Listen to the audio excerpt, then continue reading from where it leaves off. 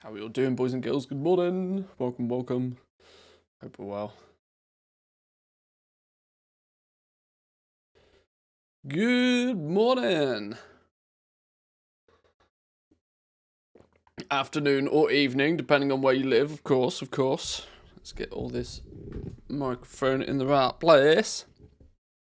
Righty. Okay, got some stuff to do today. It's Friday, last day of the week. Not that days of the week means much. Yeah, I agree with that one. Yay, it's the end of the week, so I can wake up on a Saturday and do practically exactly the same thing I do Monday through to Friday. The only significant difference is I don't always do it to an audience at the weekend. Right, got to sell some pets though this morning. First things first, get some pets relisted. I noticed about 10 minutes before I decided to go to bed yesterday that all my pets had expired. Then I realised that that's not a good situation to be in. So we've got to get these listed. We got a few pets to sell, and then we can head back over to the beta. I want to work on a little bit of a let's call it a profession build today. Surprise for nobody, it's going to be about jewelcrafting, but I'm intrigued. A few people have been playing around with jewelcrafting recently. A few of the community members have been doing some work, doing some prospecting and the likes. And I wanted to take another quick look at maybe trying to work out just what is needed. What is the requirement? I tell you what, I even made some notes. Look, I'm a professional streamer nowadays. I made some notes. If you want to become the jewelcrafting gem cutting pro, what does it take? What are we going to need? What is the requirements to basically, what do you need to do to be able to craft a rank 3 diamond? That's like that when you can reach that point, you've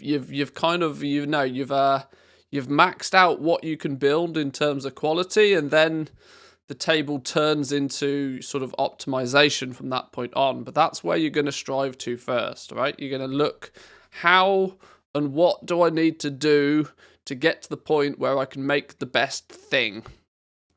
I'm going to start with jewelcrafting because it's a slightly selfish approach. Jewelcrafting is my number one profession in the game. Always has been, always will be.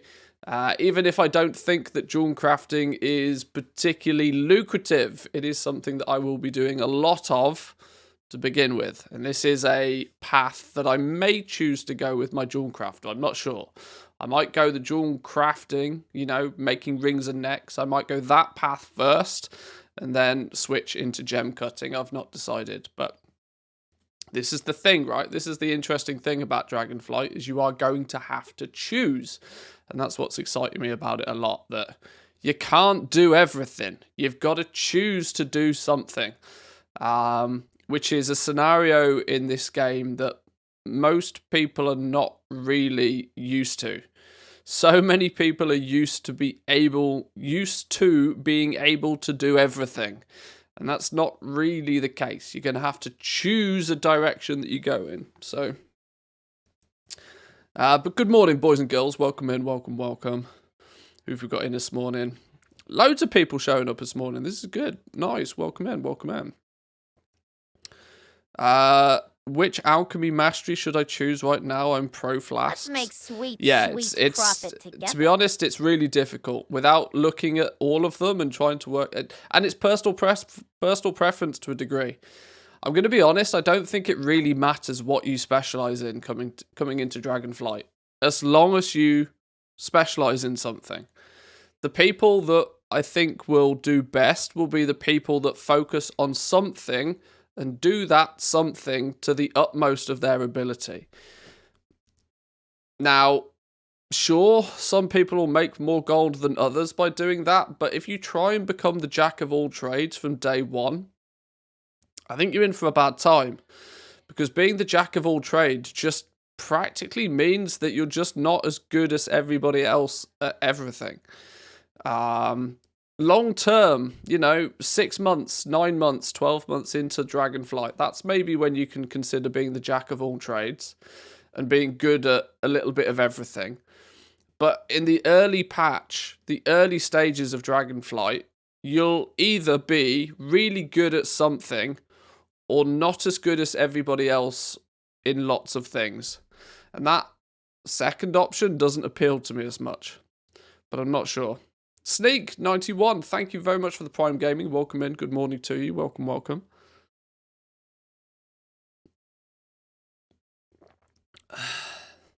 But yeah, this is my little plan for today. Outside of getting some pets listed on the on retail, and we'll dive over to the beta in a little bit and have a bit of a play. But let's get some of this basic stuff sorted first and foremost.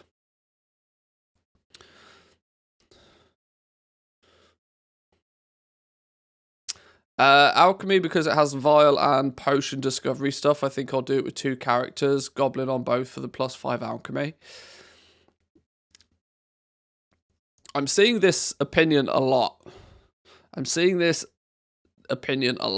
People are trying to, and this is no criticism on that viewpoint. This is just an opinion. It's that people are trying to game the system by just saying, "Oh well, I'll just do it on 2 characters." When the reality is that there's so much to do on just 1 character that saying, "Oh, I'll just do it on 2 characters" doesn't really fix the problem. It doubles the amount of effort that you're going to have to put in. Because there's no such thing in Dragonflight, or at least where there won't be with Professions. There'll be no such thing of just having, a passive alt that just does you log on and you press the transmute button once a day. You'll just get smoked. You'll get absolutely smoked. You'll never be, because efficiency, this is why Dragonflight is going to be so different. Efficiency is critical in Dragonflight for Professions. We don't have X materials making Y product. The equation is way more complicated than that in Dragonflight. You have, quality inputs and quality outputs, and they have to go through this, process of skill that you have. The equation is far more complicated. And honestly, people are just going to have to choose. Like I said, it's not something people are used to, but you're going to have to choose. If you're going to be an alchemist and you want to do alchemy properly, you're going to have to choose a direction. Running 2 characters simultaneously is a lot more work than what most people are going to realize. You're going to need to grind reputation then on both of those characters to get access to the patterns on both of those characters in the first place. Alchemy is maybe a slight exception to the rule, simply just because it's all on a discovery system. But what happens if you get lucky with your discoveries on one character but not the other? You're also then going to need to be gaining knowledge on both of those characters simultaneously, meaning that you practically need both of them leveled up. There's a lot more to it than the potential benefits. You'd be better off if you're willing to play multiple different characters, picking as many different professions as possible, so that you spread your wings a little bit wider in your opportunities that way. It's a really tough thing to describe to people who haven't been able to see it firsthand yet. This is why I really want Blizzard to give more and more and more people access to the beta. The more people that get access to the beta, the more people will be able to sort of see it for themselves. Because I get it, right? I'm some dude that's sat on the other side of your computer screen. Why trust what this dude says? But a lot of the times it's much, much easier to see these things for yourself than it is to vicariously learn through others. Really want to be testing it yourself? Stroma, man, I'm surprised you haven't got beta access.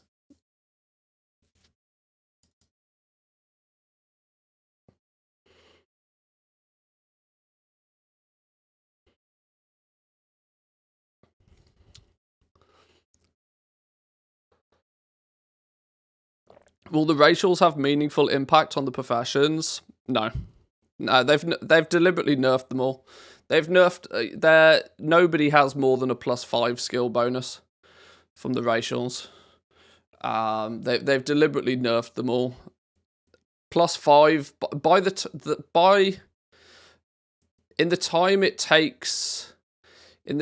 takes for you to get to the point to where I really think that +5 skill might matter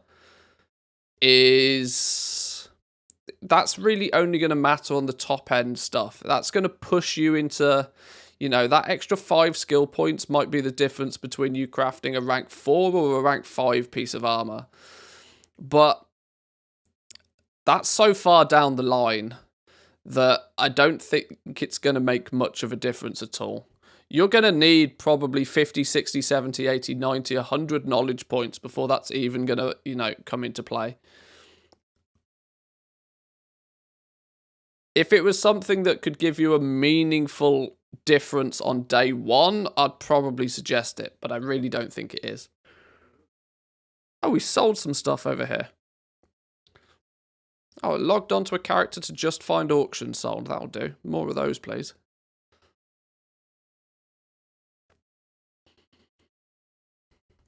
On launch, will you do a 24-hour plus stream until you hit 70? I'm far too old to be doing these super duper long streams. No. No is the easy answer. I made this mistake at the beginning of Shadowlands. I very nearly burnt myself out in the first few days of Shadowlands, playing like 16 to 18 hours a day. It's just not worth it.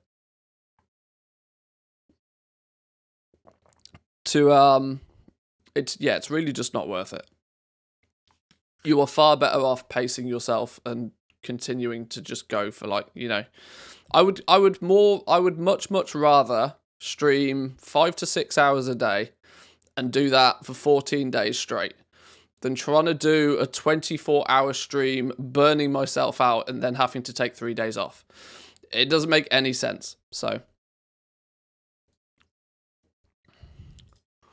this whole 24-hour stream thing is a real Zoomer Twitch thing that is not for me. Straight up not for me. I will probably level my character to 70 in the first day. Question of whether I do it totally on stream or I don't know.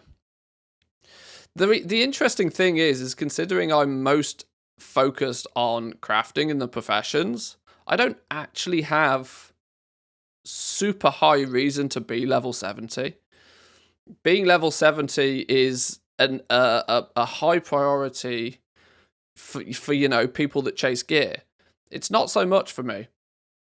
Being level 70, of course, will be a bonus. It will make going out there and, starting to grind the rep a thing. But the rep grind is quite low down my priority list, to be honest.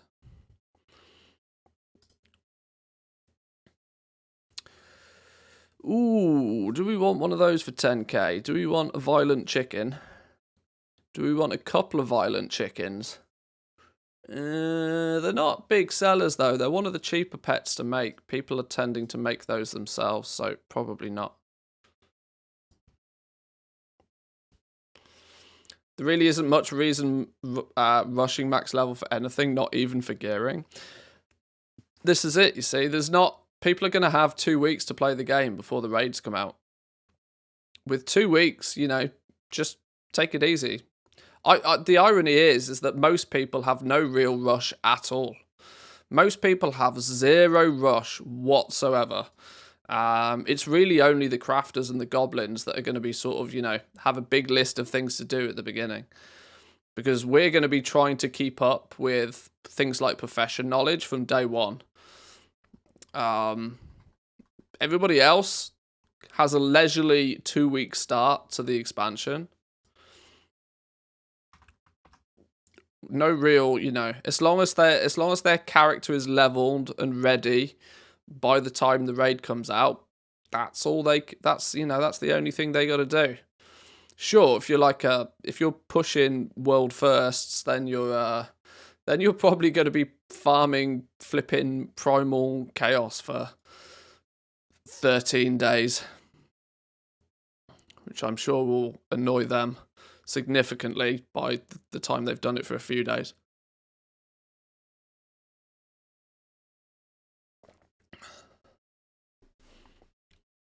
I enjoy the start of an expansion though. The probably first 2 months, I'd say. Maybe the first 2 months are just so fun. So fun. Easily the best time in an expansion. I just wish they wouldn't, I wish the timing wasn't so close to the festive season. Because guess what? You have shit to do in December. Real life kicks in pretty aggressively in December. It's the one month of the year where I have more things to do than any other month of the year. And it's going to be the first month of an expansion launch. The month where I would quite happily be playing 14 hours a day given the choice. But, IRL will get in the way significantly. Maybe I'll do all of my Christmas shopping in November before the game launches. Maybe I'll tell people that I'll say Happy Christmas to them in, halfway through January.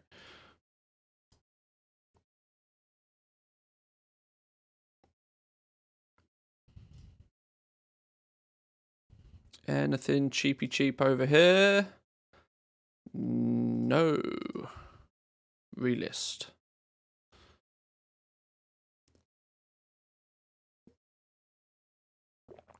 Timing's perfect for me. The 29th is my last day of work.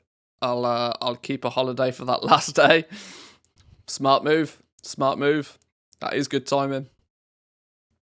Leveling it, Drakthir started with leatherworking and skinning right away and encountered the rares like a bonus task. And they drop rep tokens, yet when you pick them up, they don't give you any rep. Oh, there's still so many bugs in the game. There's so many bugs in the game. I so hope that they just spend the fact that they're pushing Mythic Plus testing, the fact that they're pushing raid testing, the fact that they've now basically come out and said there's no major changes to classes happening anymore, it's just tuning.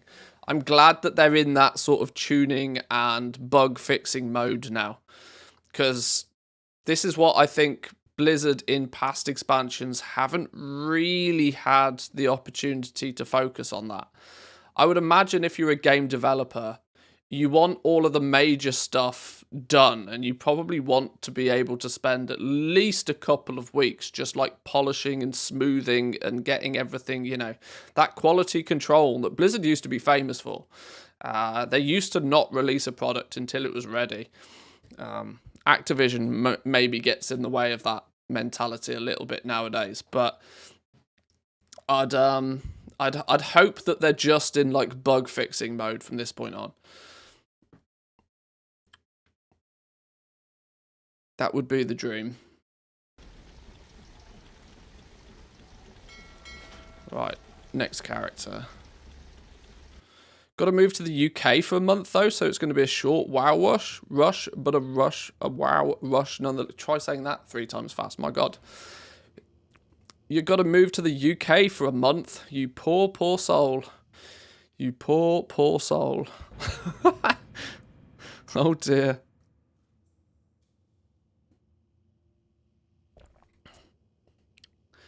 The trick is to have finished your studies and not be able to find a job so that you're jobless and can play 9 to 5. Wow. The dream, right?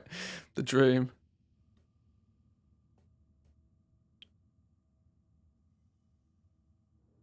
Oh, hang on. I've got to move to the UK a month later. Oh, you're moving to the UK forever? Oh dear. Well, it just gets worse. You poor soul. What are you doing to yourself?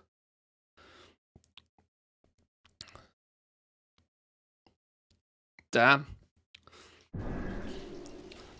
Of all the places, of all the places, you looked into the eye of Sauron and was like, yeah, I'm going there. Did you not know that country's falling apart rapidly? I'm so glad I got out when I did. Enjoy it though. I hear it's a wonderful place. Maybe you'll do a PewDiePie, live there for a few years, and then end up in Japan as far away from it as humanly possible.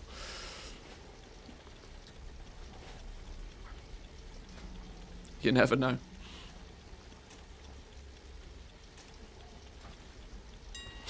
Masochist. Just don't buy a house in the UK right now. For the love of God, do not buy a house in the UK.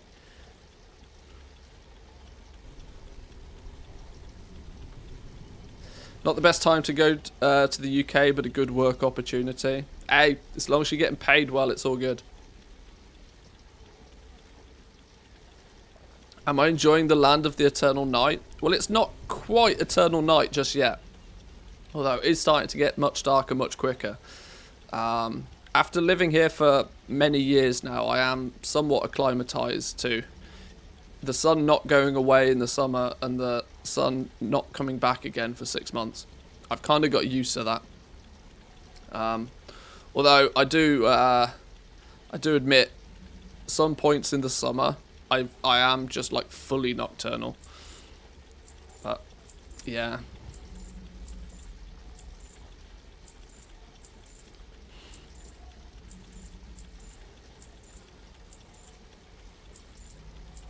Love to buy a house there, but might be renting for a while. I'd suggest as such. I really would not be suggesting buying a house in the UK right now. Mortgage rates are astronomical.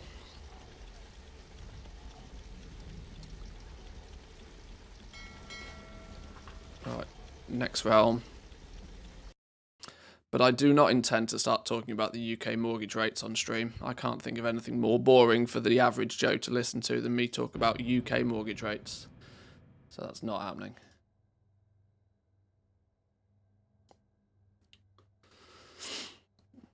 You live up north? No, I live in the southern part of Finland, but in comparison to the UK, obviously, in the southern part of Finland, you still get, you know, even in the middle of summer, you still get a few hours of night.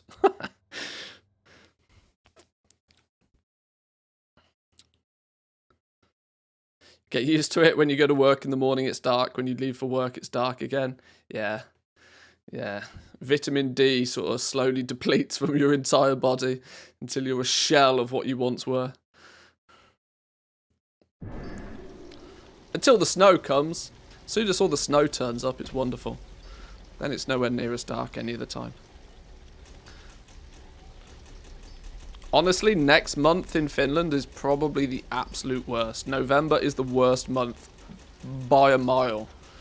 It's dark all the time, and there's no snow to light it up yet. October's wet, November's dark, and then it's Christmas in December, so you're all good.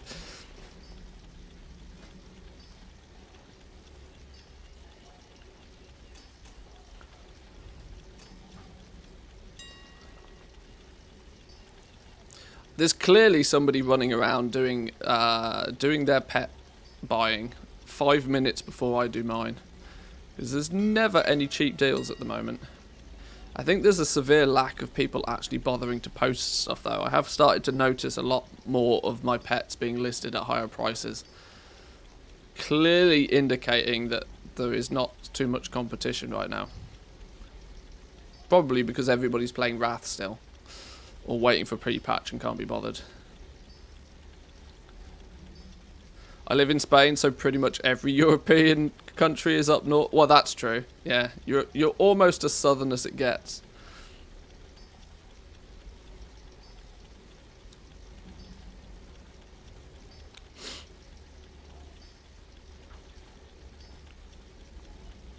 And then we have Nether Mage that lives in Australia, who, you know, just has summer 11.5 months a year. Asshole. Welcome in, my man. Although I think you've been here. I think you were here at the start.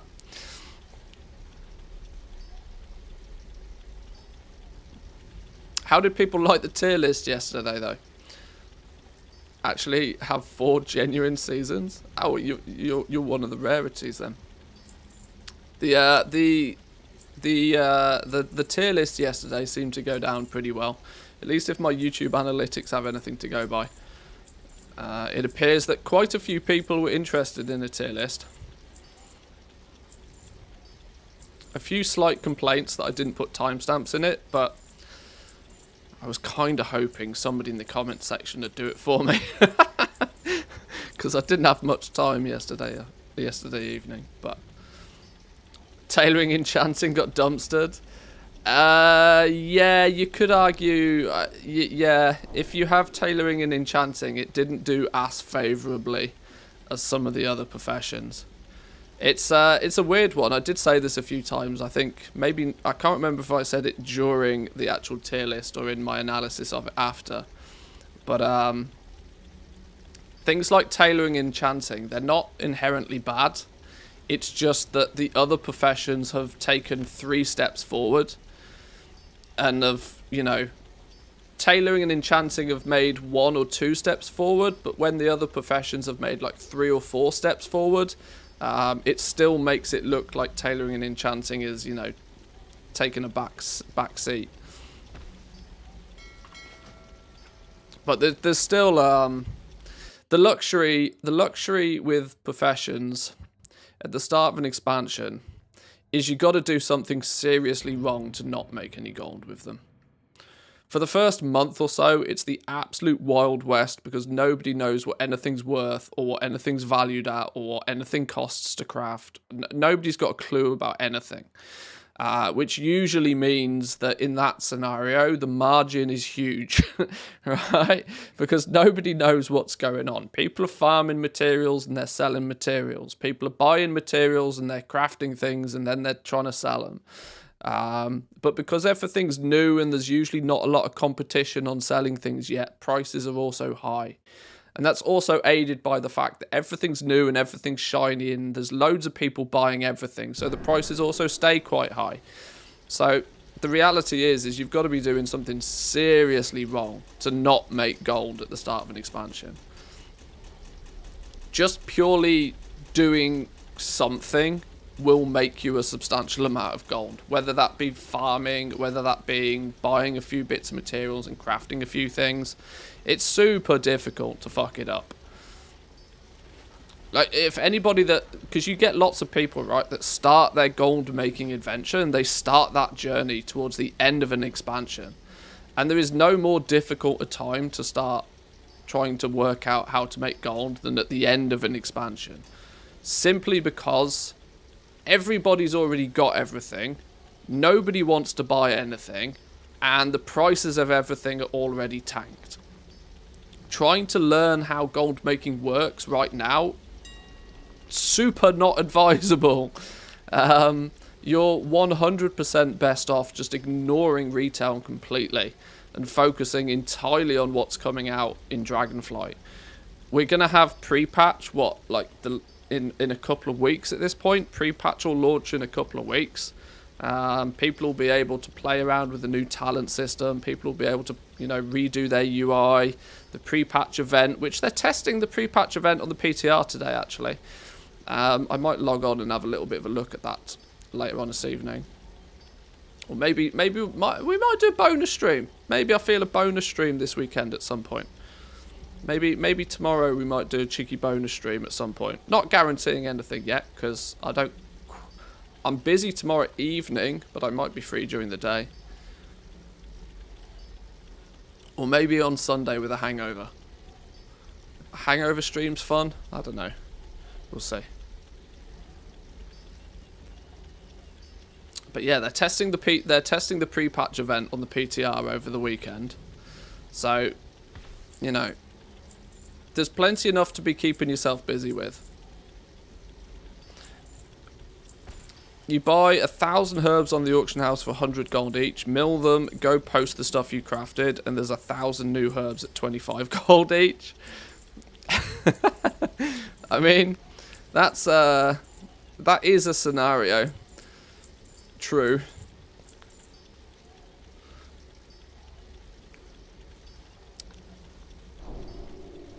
Hangover fishing? Isn't that what WoW fishing was made for? I think it kind of is, Hangovers and bots. That's about it, right? All the tier list made me want to do is go pick up archaeology and stay away from blacksmithing. Spoilers for people who haven't seen it.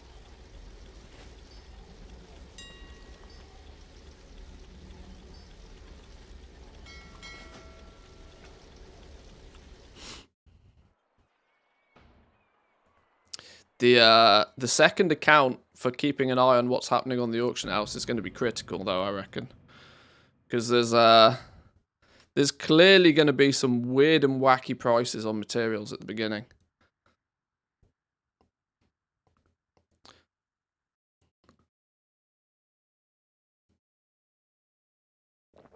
Have you guys noticed the Dragon Scale Expedition flags you can click for 300 rep? They're weekly as well.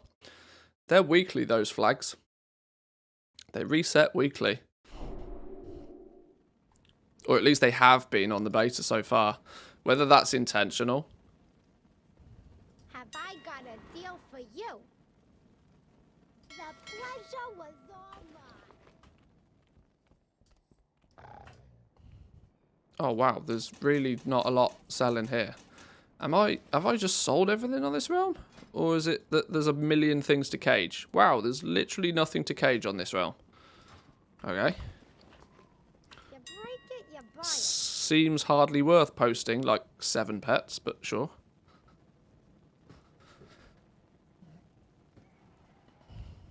I guess it's a nice quick one all the same.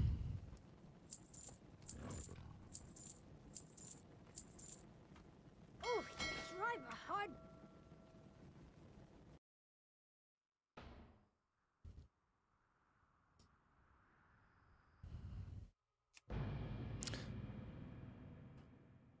Where's the flag?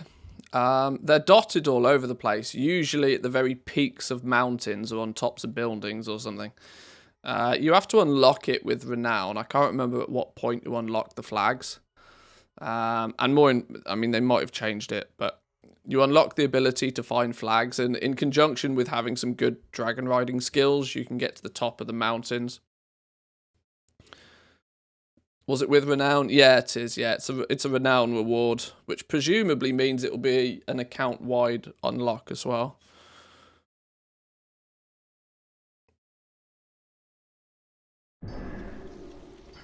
I need to revisit my Dragon Scale Expedition guide. Because I reckon there's a few things. I think most of that video is still relevant. This is always the big frustration for me doing videos during the beta. Is that if I try and do anything even remotely constructive, by the time the game goes live, it's all completely changed. Which is a permanent frustration for me. Because it directly goes against my desire to spend a lot of time and effort on videos, right? Because I could sit down and I could properly script and edit a video, and I could go grab a bunch of footage for it, and I could very finely edit it and make it look all shiny. And then 2 days later, a new beta build comes out, and it's all completely irrelevant. And it's kind of frustrating in that regard. One of the reasons I love YouTube is that it, in theory at least, it allows you to do something, construct something that will still hold its value in the future. Meaning the more time you invest into it, it will continue to pay back itself. But when I make a video and then feel the need only 2 weeks later to take the video down because all of the information in it's changed, it's just a bit annoying.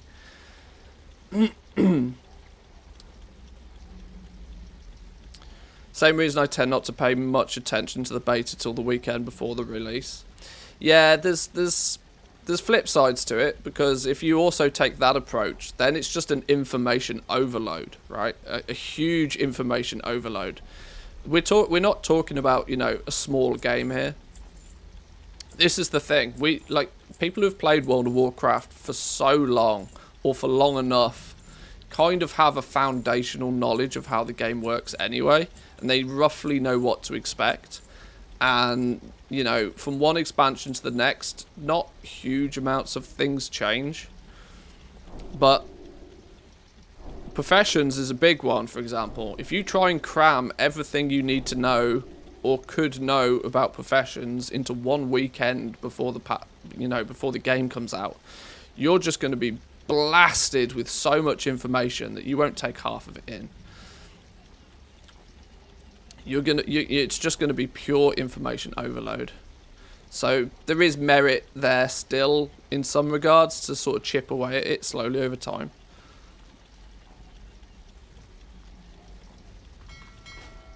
Because whilst we may not really think there's much in this game, World of Warcraft is still technically one of the biggest, most complicated games out on the market. If you wanted to, you know, learn everything there is to learn about all aspects of the game, there's a lot to it. What do you think about crafted gear for level 61? I can't believe it's going to be item level 306. It's the equivalent of mythic gear now, right? It's the equivalent of mythic gear now. It's not surprising. An expansion launch is a hard reset on gear. A hard reset on gear. It always has been. I ain't got it. You don't want it.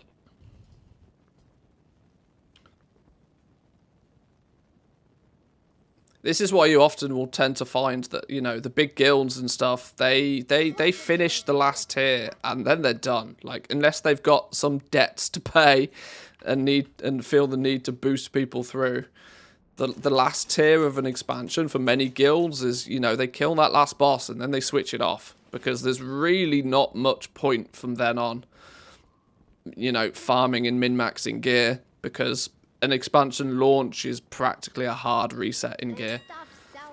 Nothing that you have currently equipped in Shadowlands, regardless of how difficult it was to acquire, will be any use to you at all by the time you ding level 70.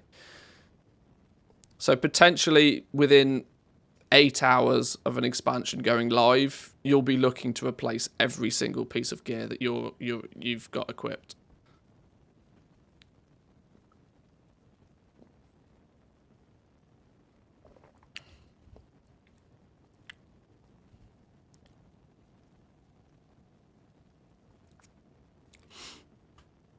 Why am I actually doing this scan? There's nothing here. Right, go.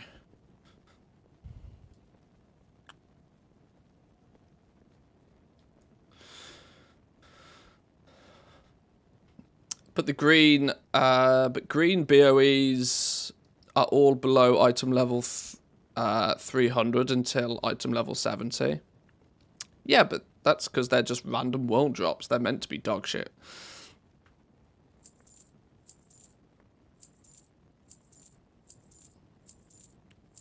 Is there a crafter's mark system in Dragonflight? Ish. They've built upon it. You have in Dragonflight you have what they're currently calling Titan matrices, which is your pre-level 70, or let's say pre-raid crafter's marks. So the equivalent of novice crafter's mark and crafter's mark 1 and probably crafter's mark 2 is what you could relate to being the new Titan matrices. They do practically the same thing. You apply it to a piece of gear and it ups the item level and ups the level requirement.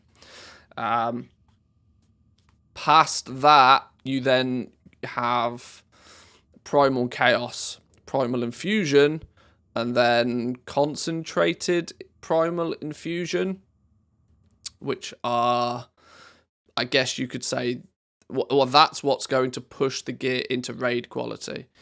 So, similar to Crafter's Marks, but, you know, just built upon and dragonified.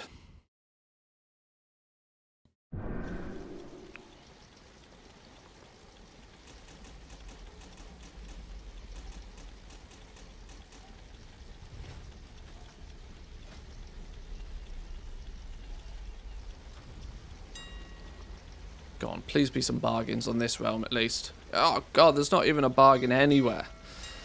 Well, at least if I don't buy any more pets, I might turn a profit on the ones I do sell this week.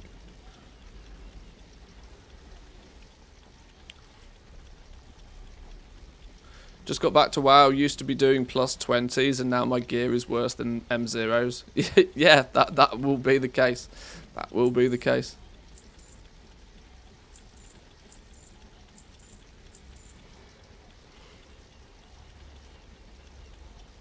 I think what he meant is the quest and world drops are at 204 and the craft of the gears is at 306, a large disparity.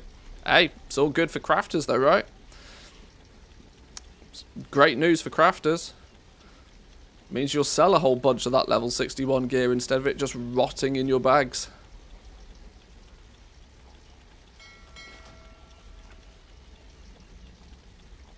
But it's different, right? You know, a random world drop green that you pick up whilst leveling, you could argue is free. A level 61 piece of gear in the first few days of the patch is not going to be free. Definitely not going to be free.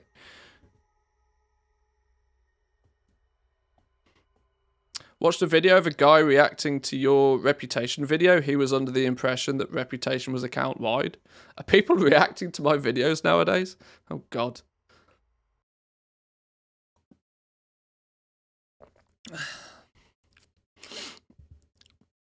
Yeah, Rep is definitely not account wide. But Blizzard have done a good enough job telling people that it worries me just how many people are under the illusion that it is. Do we know where the Titan matrices come from? Not seen them on beta. Titan matrices, you can pick them up as world quests. So if you're running an alt, this is obviously only something that's really applicable to alts, but if you're running an alt through and you've already completed the campaign once, you'll obviously have access to world quest whilst leveling your alts. You can pick them up from world quests occasionally. They also drop off like rares. So if you're leveling through and you're killing rares that you come across, there's a chance that you can get the Titan matrices from there. Assume that once we get, you know, a proper sort of Dragonflight handy notes module that's, you know, tracks where all the rares are and we start to get a bit of a list, maybe keep our eyes on, what's its name, Tomcat. See if he is, you know, trying to explore the rares and finding out what their loot tables is and such. Then we might have a better idea, but... Held his head in his hands when you said more dailies. I don't think anybody wants more dailies. I can't imagine there's a single person that plays this game that gets excited about doing the same thing every single day. For little to no material gain.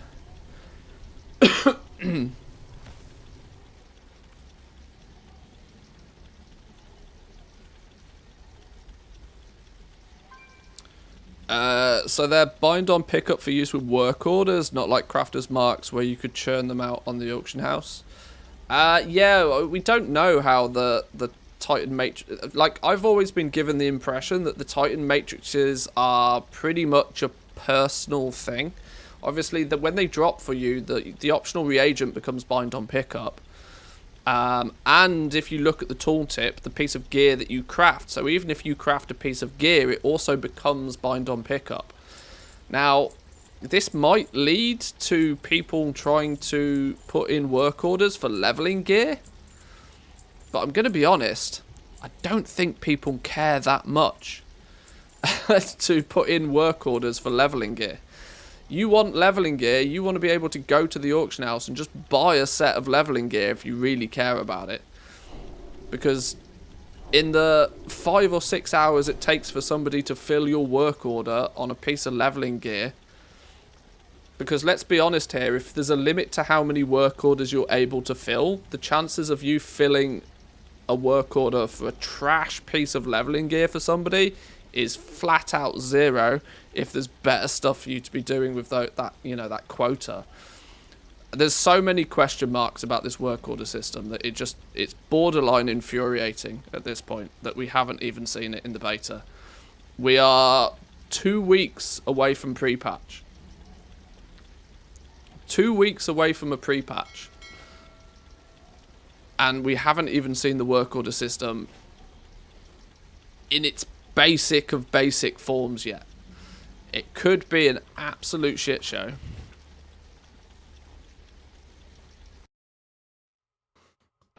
Do we know where the inscription treatise recipes drop yet? Yes, we do. We found this out the other day. It's a discovery system. So a scribe will learn the inscription one via the trainer, I believe. And when crafting that, when a scribe crafts one, I haven't tested this, but it indicates that there will then be the chance for you to discover a treaty for another profession. So, of course, if you craft a bunch of them, you'll slowly get the recipes for all of the other professions. So, realistically, it will probably be that scribes will bang out a bunch of the inscription ones, learn a bunch of the others, and then be able to start filling work orders on them really quickly. There's not going to really be much of a delay. You'll be able to buy one of those day one, I'd suspect. Got the best deals anywhere. Hey, got a new shipment coming in soon.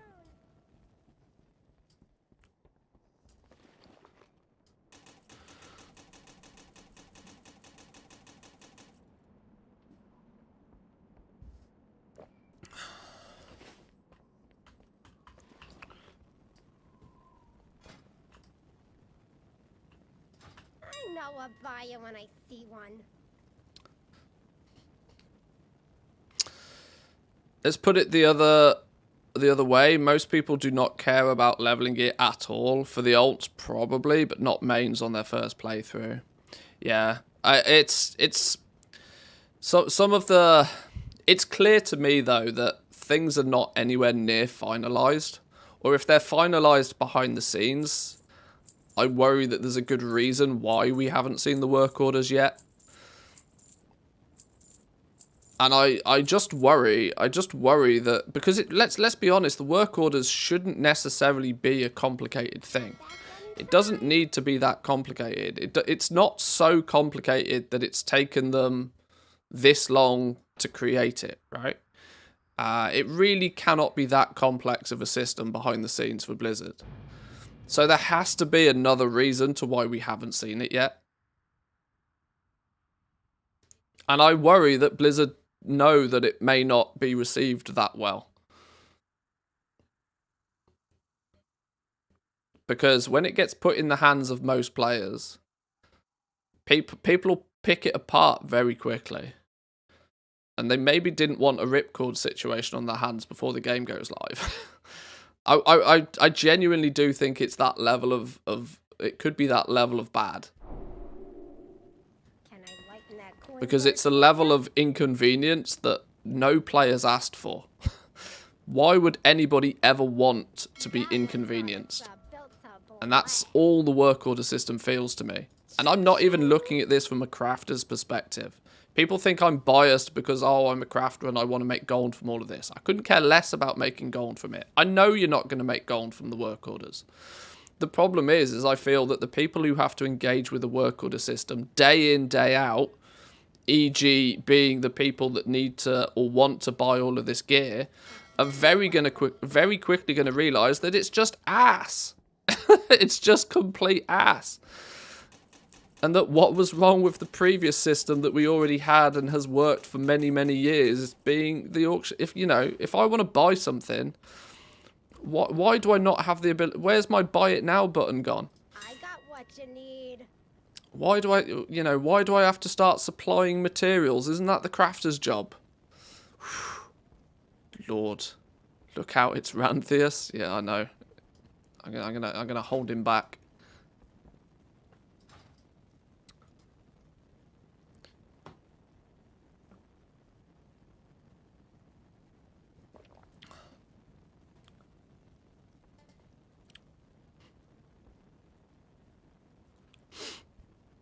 They really want bind on pickup materials. That's why they need the order system. No, they need bind on pickup materials to make the order system work. If the bind on pickup materials work, there is a significantly simpler approach to this whole. That argument falls apart really quickly. I'm sorry.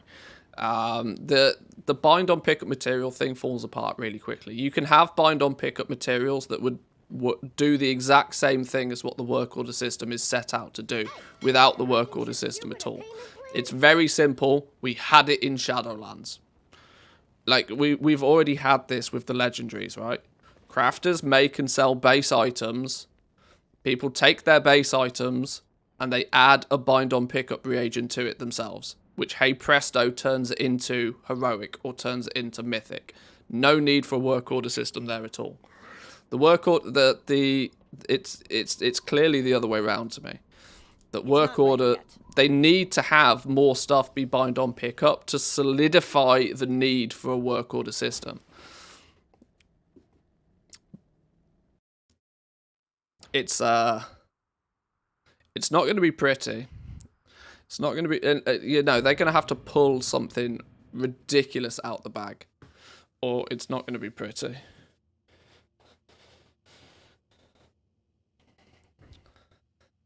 Look over there, you'll see in his native habitat, the Ranthius, normally a calm animal, but mentioned work orders and he enrages. Yeah, let's make sweet profit together. A little bit true. Dwarf Beer, thank you very much. I love your name. Welcome, welcome.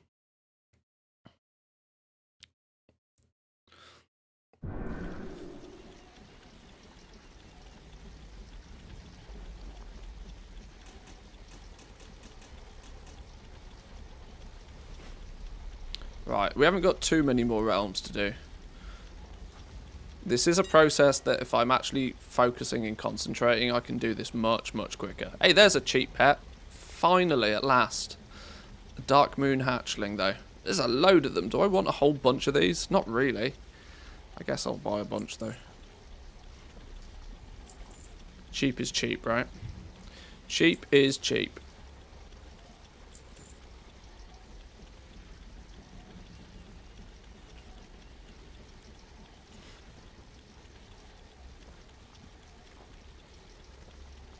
Bind on pickup outside of raids and dungeons is just bad in my opinion. It's yeah, like I said, their liberal use of bind on pickup is purely to make it so that the work order system has to be engaged with, because there's no other alternative, right?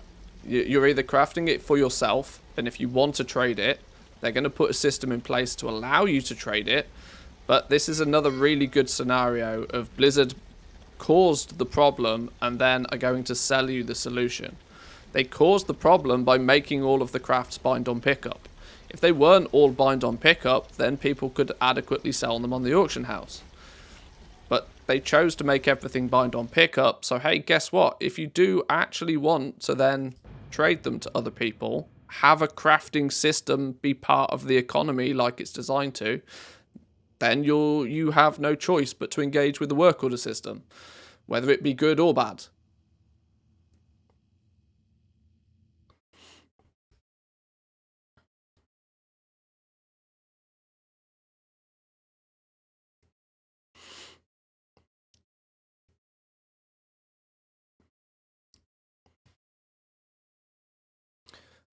Can you start leveling crafting on alts as soon as Dragonflight is launched, or is there some sort of level requirement? You can pick up the professions from 58.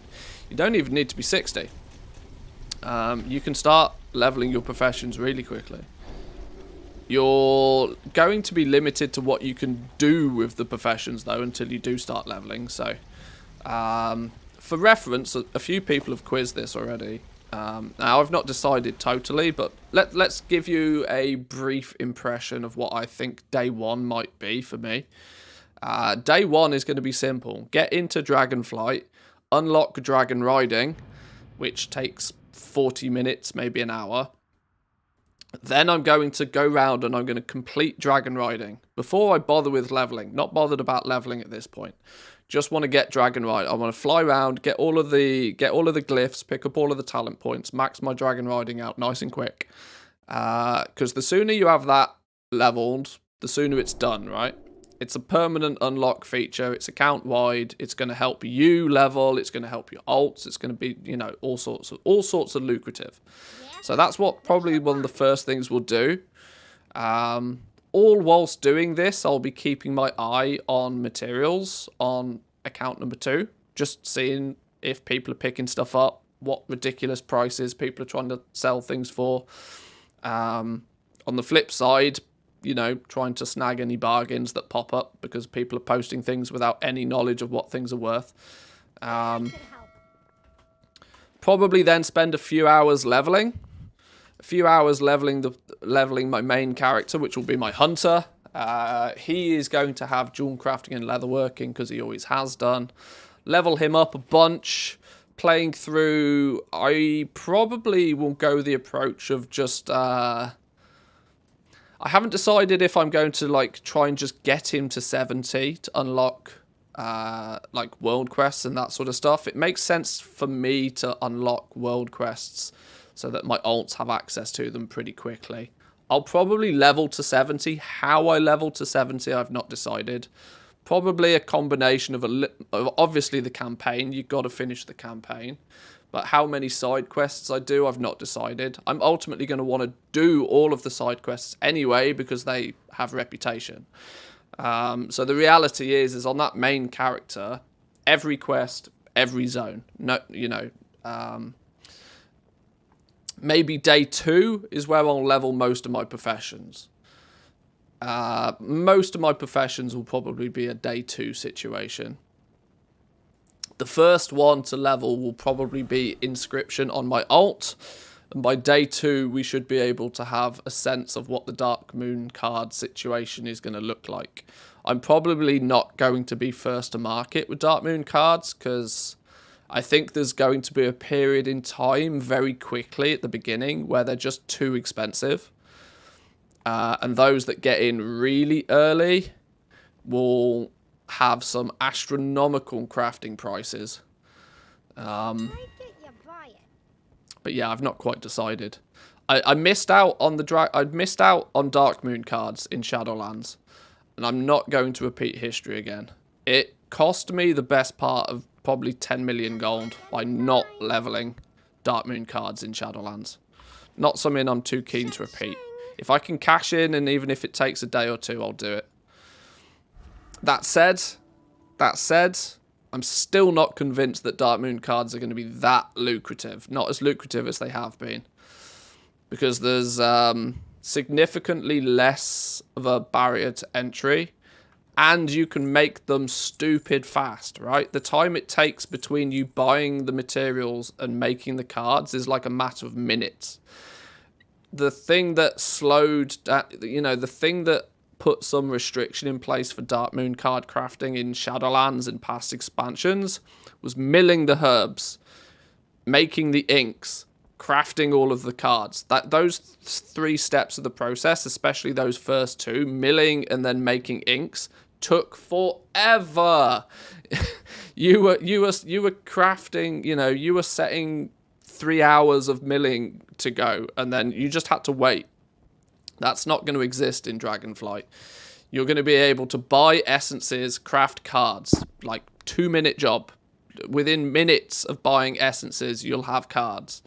So there's no time limitation on Dark Moon cards, which is probably something most players won't account for.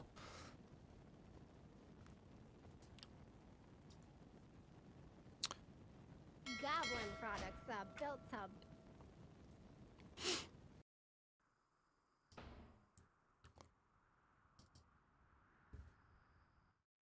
I think they're going to go well on low pops, as low pops will be shocked by the cheap prices. Possibly. Yeah, just simply because they wouldn't be expecting them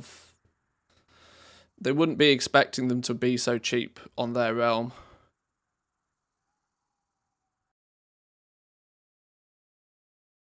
If the ace is very random, the benefit is random, and some will win big and some will lose a lot. It's entirely a game of chase the ace. If you get the ace, you win. Anything else, you don't win until you get the ace. And the reality of it's going to be quite simple, that you are going to, you're going to want to do everything in your power and spend as much gold as you have to spend to get that ace. And then you're going to want to sell that ace for preferably more than it cost you to get it. And then anything else you have in your bags after selling that ace should hopefully be profit. And your goal is then to just sell the rest of the stuff as efficiently as possible, I would imagine. Hey, got a new shipment coming in soon.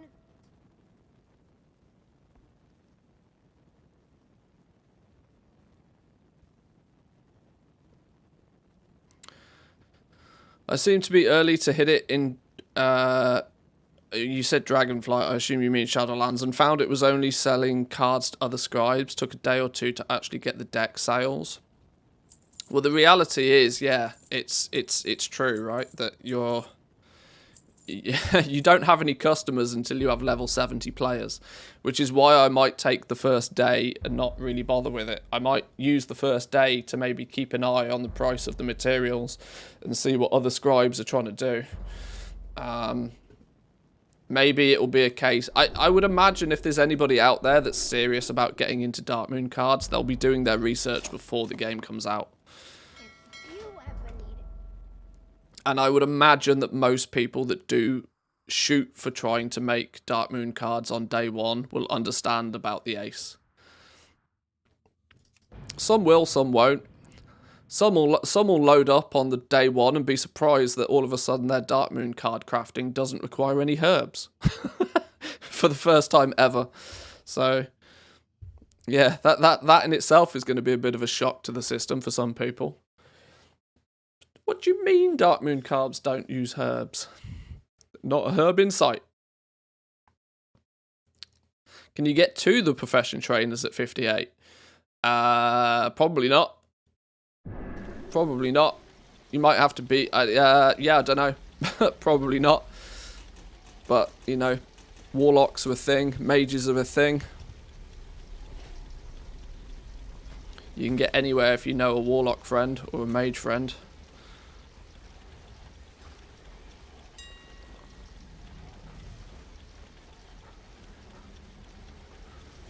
What have we got going on here then? Do we want any of these? Are these cheap enough for me to snag a few?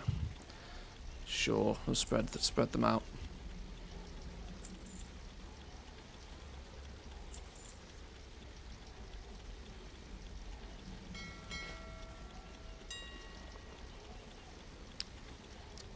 Scribes can also take a different path, one of missives or the glyphs for the dragons. Yeah, there's a bit of a... There's going to be a bit of a risk for some.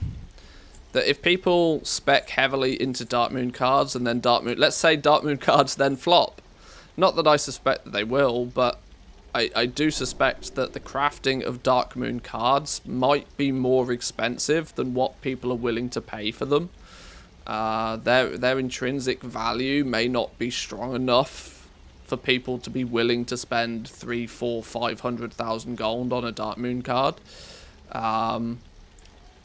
If they're not strong enough trinkets for people to be willing to spend that amount of gold on them, and the thing that we've already calculated with Dark Moon cards is that this in Dragonflight, their crafting cost is going to be substantially higher than what it's been in past expansions.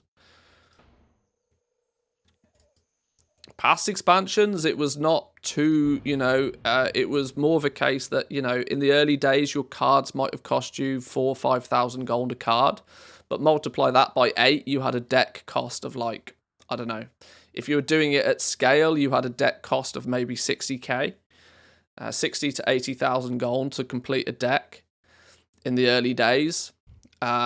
Then meaning that, you know, a couple of sales at 200,000-300,000 gold for the trinkets, you were good. You'd made profit. You know, everything was working fine. The problem could be is that it could cost you in the region of 250,000 gold just to get the ace. Your actual individual per deck crafting cost might be substantially higher. Which is why I sort of say that Dark Moon cards might have this weird scenario that their crafting cost is just going to be too high to begin with. And that if you do try and get into it too quickly, you're really, really banking on those miracle 300,000, 400,000, 500,000 gold sales in the first few days. Which if you're not on the right realm and you don't have the right customers and the trinkets aren't strong enough to support that, that's super risky. It's not as guaranteed a success as it has been in past expansions, I don't think. Glad I could help.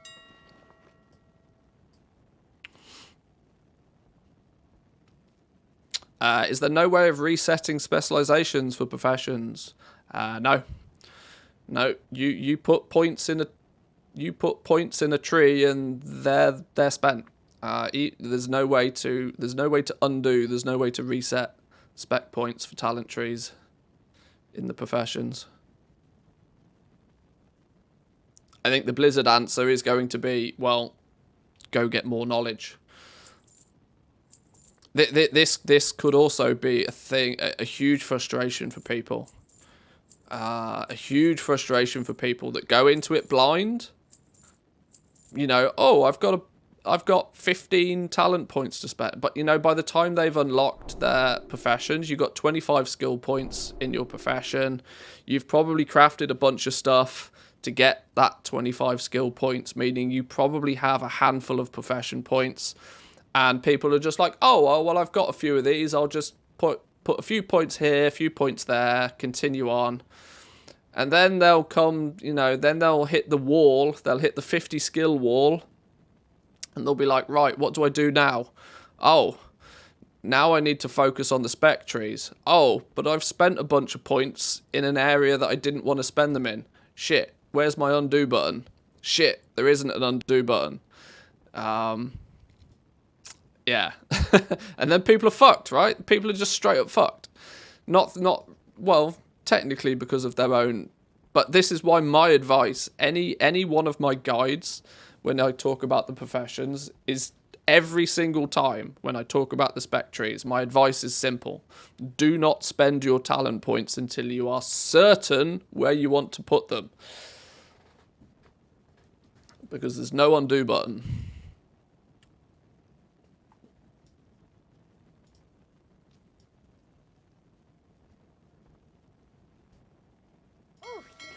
I just hope too many people don't get, you know, caught out by that. Because you could technically just straight up brick your character, right? If you get 30 points quite quickly in the first couple of days by leveling your profession, and you go 10, 10, 10, you've straight bricked yourself. You know, you can then not be optimal even if you want to. It's, I don't know. It depends how many people care, but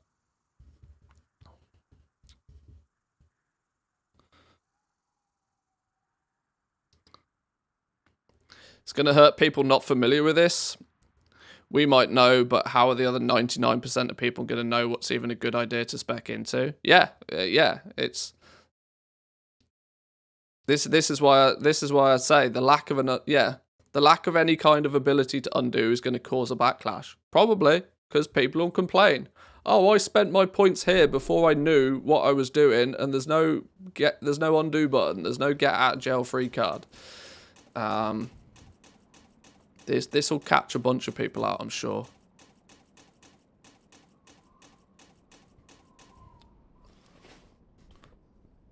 I just worry, you know, I worry how many people have got access to the beta and how many people are going to expect there to be a little book that gives them 50 points.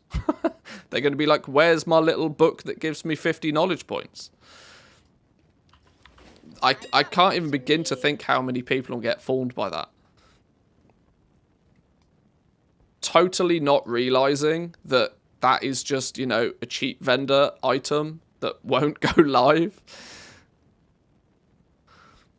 I can see it happening. Hey, can I interest you in a payment plan?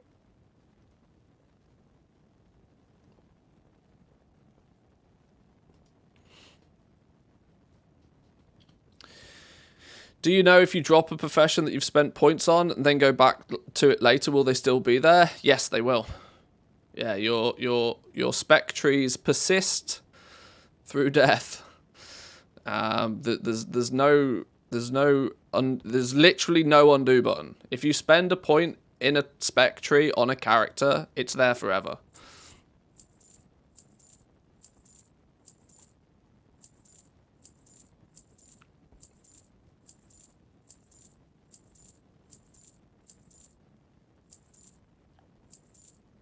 Make it once a month or make it cost 50k to reset or something like that. Possibly. I'm sure they're probably thinking about this because I'm sure the questions have come up.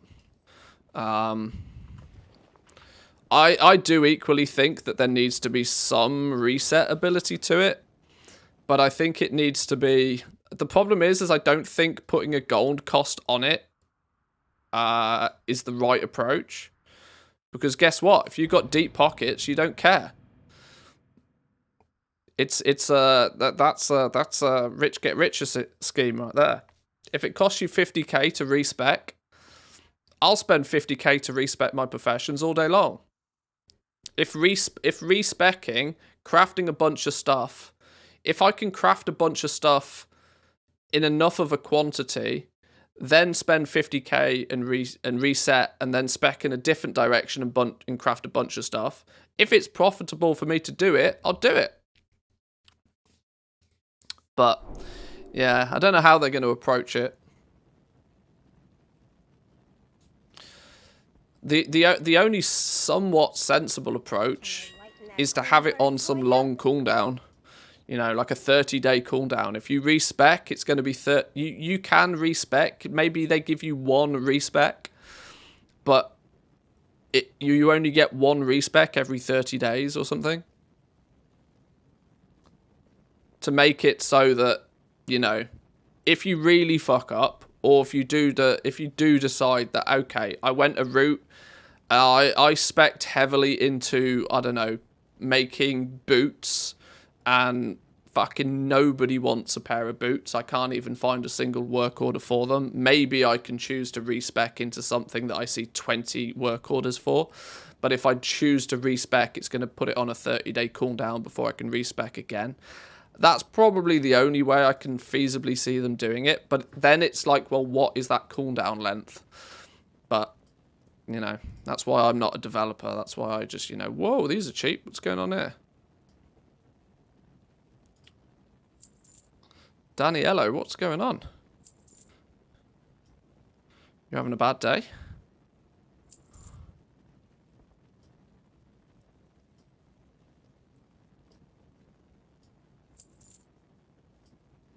Hey, that's it! I got mouths to feed, pal. How much does it cost to re-level the profession? Well, it doesn't matter, because it doesn't work. If you drop the profession and pick it up again, you still have the same spec points you did before you dropped it.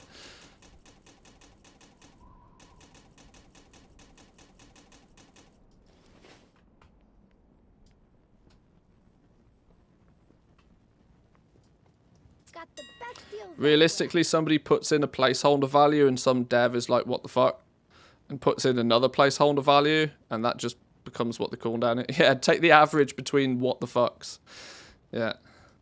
I think it should be this. Well, I think it should be this. Well, we'll go in the middle then.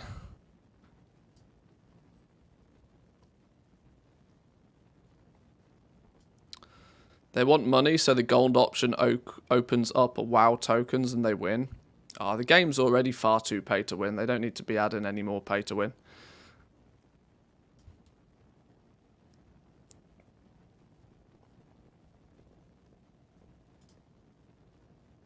At least I hope they don't. Who knows?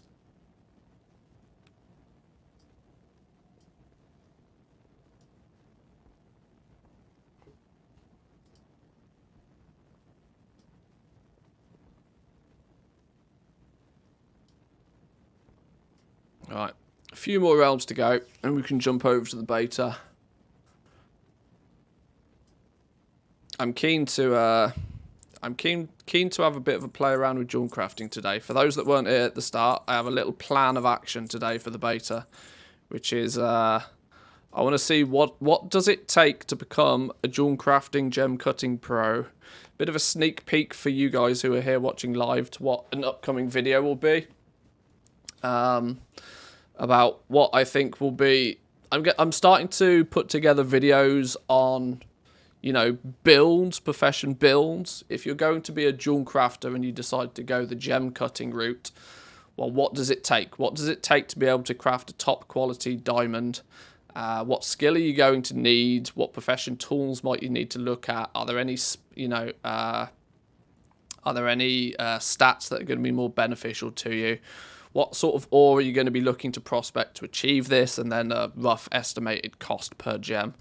And I suppose one key thing here is like, how long will this take? We'll probably quickly learn this one based upon how many knowledge points we'd need to spend to achieve a rank 3 diamond cut. Is it going to... Are you going to be able to do this with 20 points spent, or are you going to need to spend 120 points to achieve this? That will sort of indicate this a little bit. So unfortunately, no skinning today. No skinning today. I do need to spend some time doing some skinning, but I just don't. I mean, I don't like farming on retail. Truth be told, I don't like farming on retail. Farming on the beta, just to get a slightly better understanding of skinning, is one of those things that I know I need to do it, but I'm really not excited about doing it. Especially since, you know, from a slightly greedy perspective, I know I'm not going to be doing any of it when the game goes live. So I have no personal gain from skinning.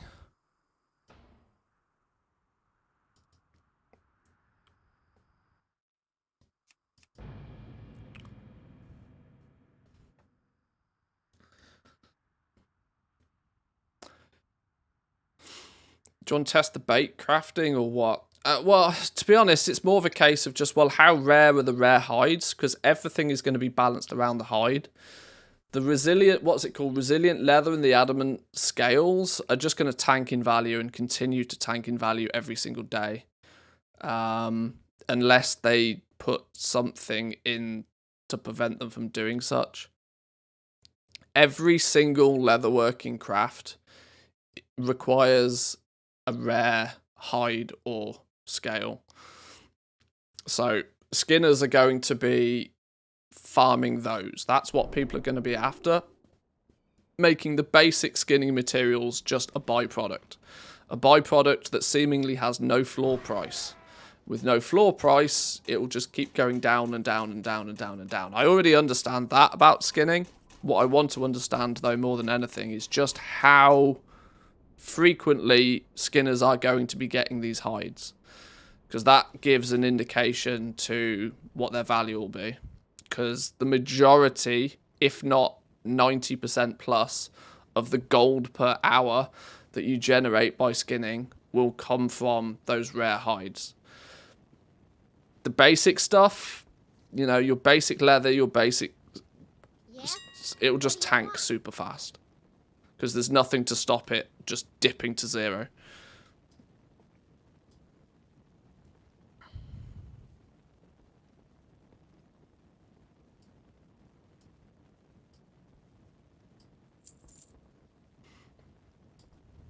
You need to find a gathering streamer to collab with, let them contribute their many hours of entertaining gathering. Maybe.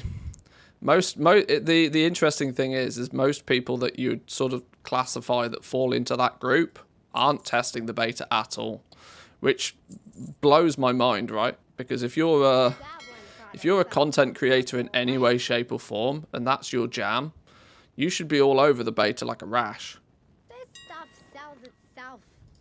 But everybody's just waiting for Student to do a video on it, and then they'll be like, oh, okay, this is how we do it then.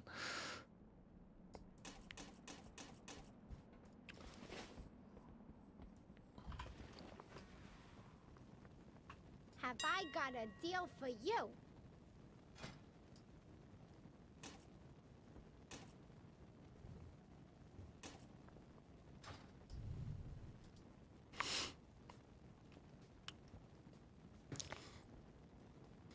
I'm far in on the harvesting. 1 out of 40 is what the drop rate is.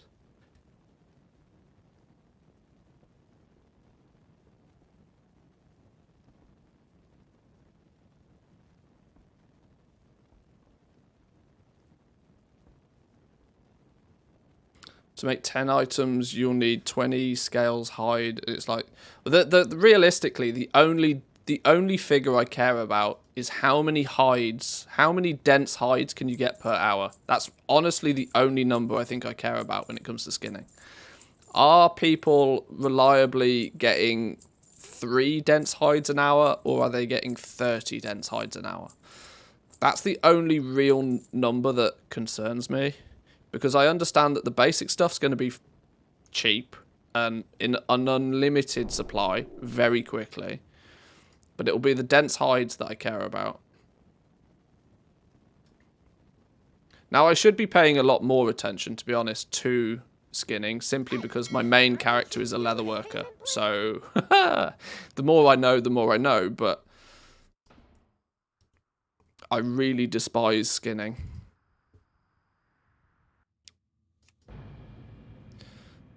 Amazes me how many gold making streamers aren't even touching the beta and will just wait until chat gives them the info.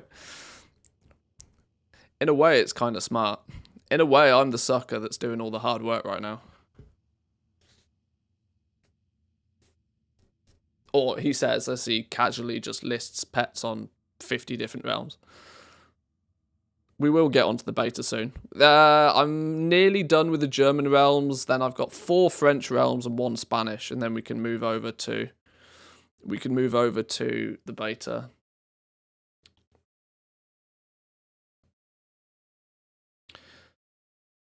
The dense hide is the problem, though the lustrous scale hide is not great. Well, I mean those 2 materials, the two rare materials through skinning. The irony being, actually, with all of those Dracthyr kicking about, lustrous scale hide is actually probably going to be the bottleneck for, or will probably, I would imagine skinners will probably focus on trying to get as many lustrous scale hides as they can, because the demand for male gear will probably exceed that of leather gear, I would imagine. Early days, anyway. Totally because of Dracthyr. Everybody leveling those, everybody wanting some, you know, crafted male gear. How we doing, Woo? Welcome in. Good morning, sir. It is still morning for you, right? Yeah, it is. Good morning, good morning.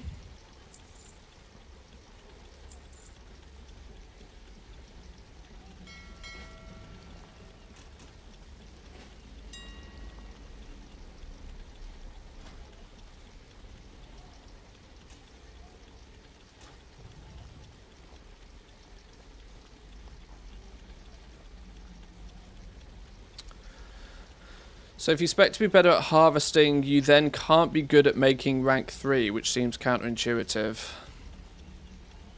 Yeah, this is it. Everybody has to spec in one direction to begin with. You can't be good at everything straight away. You could be mediocre at everything, or you could be very good at one thing. But being very good at one thing comes at the cost of being probably poor at everything else. But once you have maxed out being super good at something, then you can start your, you know, journey on becoming better at something else. I tell you what, I love these new spec trees for professions. It's going to throw an entire new world into crafting that we've not had before. Fin10 with the Prime. Thank you very much. Appreciate it. Welcome, welcome. Yeah, the sheer fact that one thing that Blizzard have strived for the longest time, it is a meme, but, you know, the meaningful decision, you know, that's clearly on your, whenever you see Ian Hazakostas doing an interview, one of your cards on your bingo card is clearly always, you know, meaningful choice, meaningful decision. And they've kind of got it right with professions, with the spec trees. But the only way that it maintains a level of meaningfulness is as long as they don't do silly things like let people reset their talent points for gold, or let people buy knowledge points for gold. You know, they have to be super careful with stuff like that, because they could undermine the entire system very quickly with just one silly decision. Which is why when we first saw the inscription treaties, I got really quite worried, because I was like, oh shit, are they going to just let people buy knowledge points? If they let people buy knowledge points, it's game over. Because people with deep pockets will just be maxed out in a day.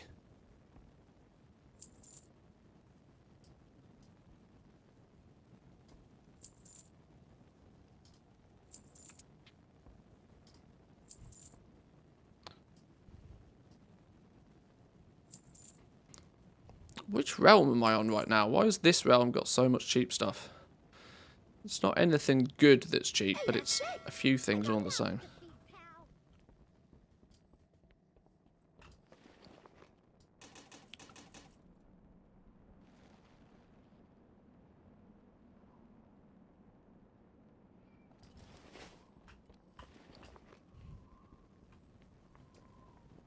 Spectrees gives longevity to the professions as well. It does, yeah. This is the thing, right? It gives people the ability to go, right, well, I reckon this could be quite powerful right now. I'll spend my points on getting better at this. And those flavour of the month players, right, are going to find it really difficult. Because when there's a new flavour, you know, this is what I think Inscription might struggle with. Inscription is clearly, it's all about Dark Moon cards, right? Obviously. At the beginning. If you dump as many points as you possibly can do into Dark Moon cards in the first couple of weeks with your scribe, sure, you'll be really good at making Dark Moon cards, but what happens when what happens when the market gets liquidated? Like, not liquidated. What happens when the market gets, there's a fancy word, I can't think of it at the moment. Saturated, that's the word. What happens when the Dark Moon market is saturated, the profits start to get tighter, and you want to switch from what was the flavour of the month being Dark Moon cards to something else. Let's say to effectively making missives. If you want to switch and be one of those flavour of the months, you're gonna then start at the bottom, and you're gonna be way behind people that were like, right, I'm gonna play the long game. I'm gonna go straight into missives from day one. Put as many points as I possibly can to missives, not play, forego the craze that could be Dark Moon cards. I'm going to go missives from day one. Sure, my market doesn't kick in straight away, but by the time everybody wants lots of missives, I'll be super skilled in them. I'll have lower crafting costs than everybody else, and I'll make my bag then. There could be some really weird and interesting ways that people choose to level. Do you play the short game? Do you go for that quick win? Or do you play the long game and, say that, right, well, in 2 or 3 weeks' time, this could be one with alchemy, right? Alchemy is one that doesn't, the whole profession doesn't really matter until 2 weeks after the expansion launches. So what are alchemists going to do in the first couple of weeks with all of those knowledge points that they're going to find? Are they going to sit back and are they going to be sensible and not spend them and wait to see what potion or what vial becomes, super popular in the raid, or which one is the meta potion, and then spend their points wisely? Or are they just going to splurge and then regret it all massively 2 weeks later? It could be really funny. Doing business with ya. Maybe not so funny if it happens to you, but funny to watch from afar.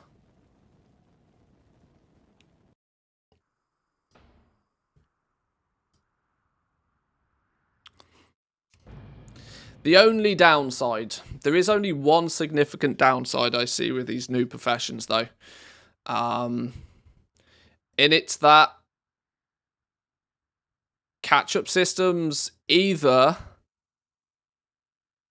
won't exist, which will mean that those that start from day one maintain their advantage forever, which is obviously great if you do start day one, but it's not great for anybody else. Yeah,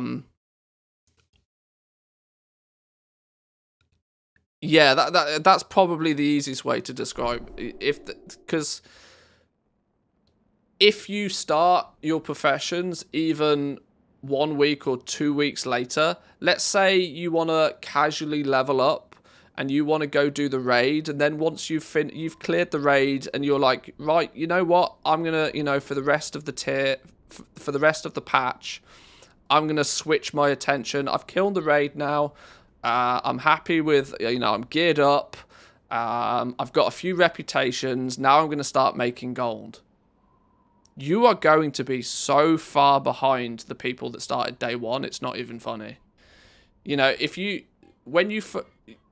People who have got 3 or 4 weeks head start on you with the professions are not only going to have a fraction of the crafting cost that you do, but they're also going to be crafting higher quality stuff than you can. It's going to be the delta between players that started at the beginning and players that try and jump in halfway through a patch is going to be monstrous. Absolutely ridiculous. And that's the only way I see the crafting system being like long-term profitable from a goal-making perspective is if you stay ahead. If you permanently stay ahead, week in, week out, you are making sure that you gain as many knowledge points as you possibly can, because knowledge points are what's going to be restricted here. Keep your knowledge points up to speed. And if you can do that with your professions, you will maintain an advantage for probably the entire expansion. And I have no idea how Blizzard are going to do a catch-up system. The only thing that they can feasibly do to allow for catch-up is to give people access to more knowledge points quicker. But they've also got to be careful that they don't entirely undermine the efforts of everybody, of what people have already put. It's going to be I don't know how they're going to do it. There's the one vendor. There's the vendor that sells the books. The Rabul fella, who is part of the Artisans Consortium. There is a theory, and it's quite a valid theory, that that vendor might not exist until patch 9.1. And it may be a way, if you at least, you know, maybe not catch up all of the way, but let's say you've amassed a bunch of artisans metal and you've not really done anything with your professions. That there could be, like, what's that, 45 knowledge points that you could just instantly buy, assuming you have the reputation in the first place. I don't know. I don't know if that works as a catch-up system, but...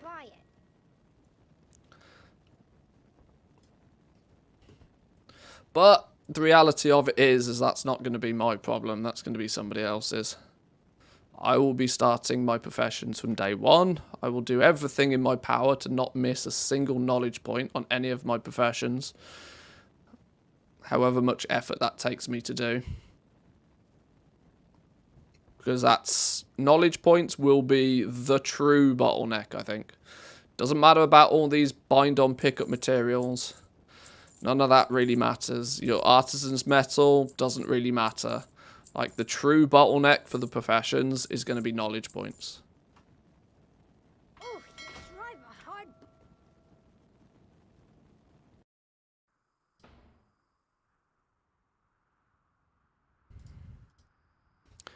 How many do you plan on doing? Well, I mean, my plan is to have every profession covered. But obviously that comes... That becomes complicated, right? Because that's a lot of characters. But I also have to remind myself that this is... I like to call this my job nowadays. So I kind of feel it's a bit of a requirement of me to keep up with everything. Now, I wouldn't necessarily recommend most people do it, but I can sort of justify spending 12 to 18 hours a day playing this game if I have to. There'll come a point where I don't want to, but realistically, I suspect that I'll probably have my hunter, which has jewelcrafting and leatherworking. My paladin, who has blacksmithing and enchanting. My mage, who has currently only tailoring, but is probably going to have inscription along with it. My druid, who will be my herbalism and my miner. There's a good chance that I will then probably have one character that will take on the role of engineering and alchemy. That leaves me with a 6th character somewhere for skinning. Probably, maybe the Drakthir, not sure. The last few I'm not quite decided on yet.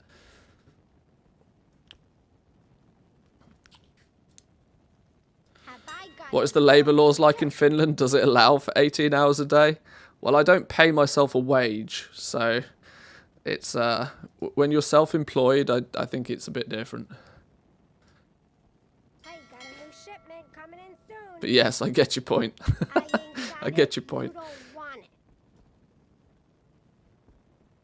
The pleasure was all mine. The 50% experience buff will be until pre-patch or until release. I believe they stated it's going to be until pre-patch. So it's likely to be until the end of October. Just watched multiple of your videos. Oh, nice one. Welcome in. Caught me live. On which realm will I be playing? That's also a good question. I don't know. I don't know. I need to make that decision. I have 2 realms that I have my sight on. Like, maybe 3. I've not decided. I would very much want to be in the hustle and the bustle. I want to be on one of the big servers. There's no question about that. I run the risk of coming across like extensive queues by doing that. But, you know, let's just call that a slight annoyance for the first few days. Will you try and cover more realms? Not to begin with. Not to begin with. With the level of depth that there is to the professions, I will be focusing on just a single realm to begin with. Until I can at least get most things up and running on that main realm.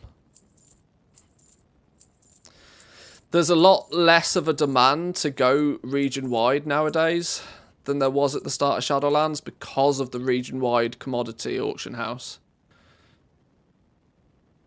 That when it comes to like crafting gear and armor, I want to be somewhere that's big with a big raiding scene.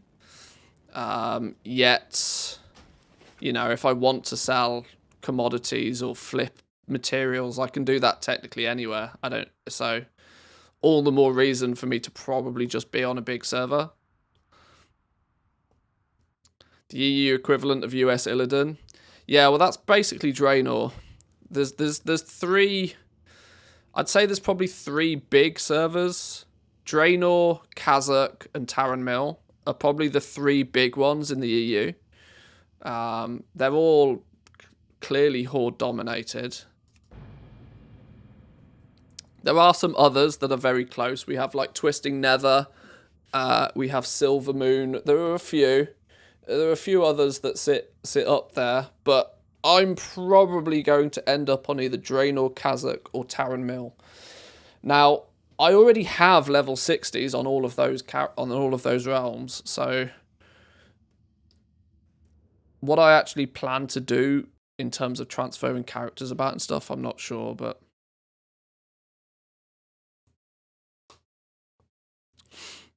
I'll decide a little bit closer to the time. Hello there. Elias, how we doing? Welcome in.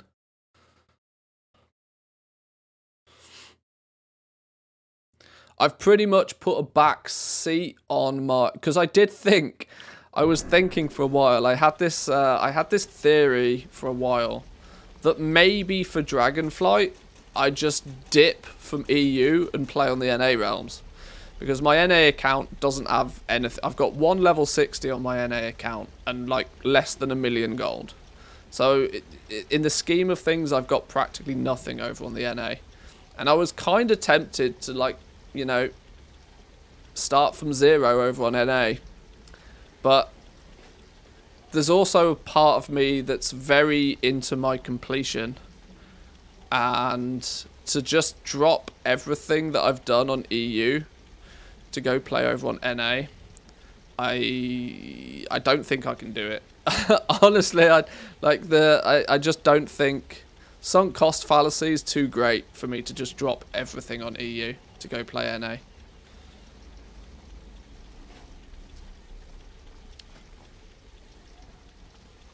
So yeah, I've in that regard I've not decided. Don't go Draenor. That realm's always had major problems with launches for extensive periods of time. And that's true on any of the big realms. I'm going to be on a big realm, so I'm going to have to deal with queues.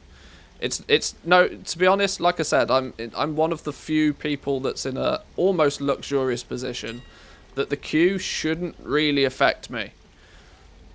Because once I can log in, I can stay logged in. And if I need to get up at stupid o'clock in the morning to put myself in a queue, then I can do it. Now, I'll eat my hat when I get disconnected and then sit in a 7-hour queue just to log on, and it's completely screws with everything I plan to do. But, you know, then then I'll complain about it and drink more coffee. It'll be fine. Rags to riches, NA. Well, we might do something like that later on in the expansion. You know, once everything settles down a little bit, we might do something like that. But I'm in no real rush, unfortunately, to move over to the NA.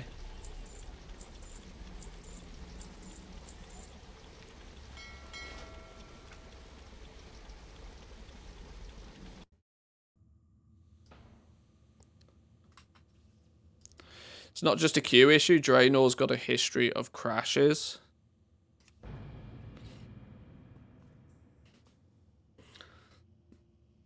I mean, I don't think anyone... I think that's probably just... I don't know. I would...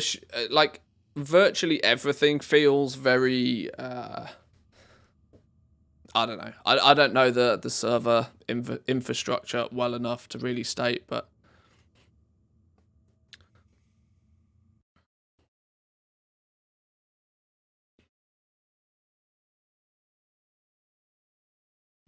Illidan and Area 52 were offline for like 12 hours of the first week for Shadowlands. That's just one of the things, right? That's one of the risks you take when you play on one of the biggest servers.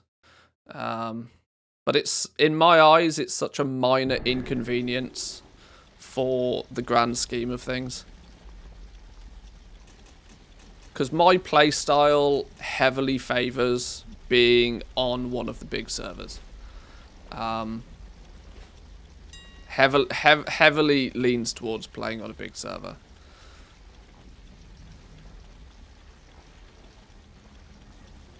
And I spent most of Shadowlands on a high pop server, but not a full pop server.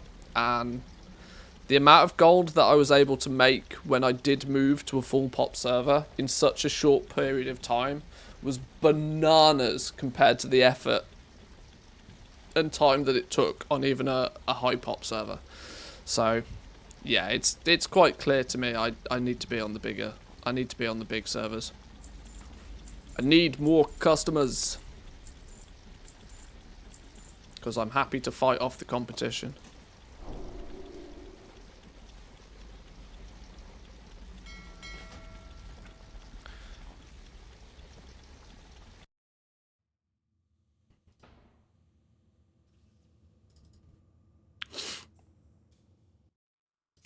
Right, 2 more realms to go. Relisting pets on 2 realms, and then we'll head over to the beta. We'll head over to the beta for a bit. Muck about with Jewelcrafting for a while.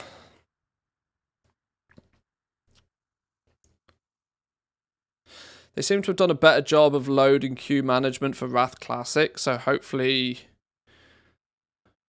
Well, that's a hot take. I'm quite sure there's some people that would aggressively disagree with that opinion.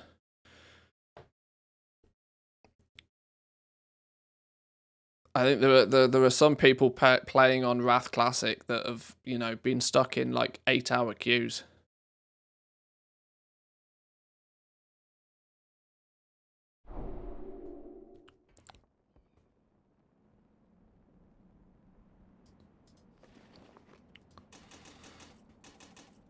Queues were bad, but no crashes. If they manage the amount of people that can actually be playing at any one time, then things shouldn't crash. Realistically, you'd only get crashes if they're, you know, pushing the actual hardware to its limits, which is probably not all that sensible. If you ever need anything, this stuff sells itself. I'm curious, what do you do with all the gold you're farming besides having fun doing it? Well, for the most part, for the majority of Shadowlands, it's just piled up. It's just piled up and up and up and up and up.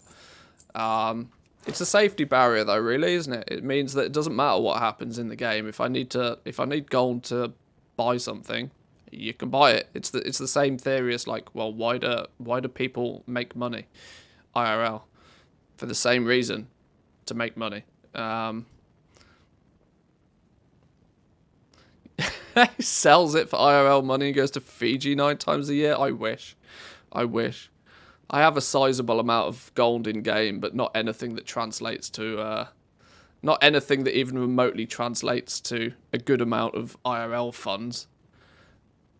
Even if there was an above board way of converting it. I come now.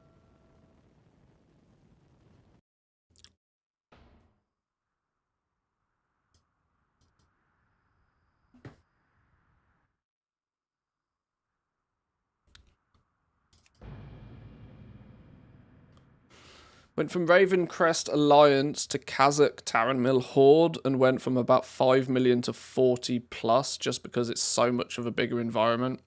I work full time on the side, so this is just a side hustle. That you see, that's all down to the power of these big servers, right? It's a real it's real simple science. It's basic economics, right?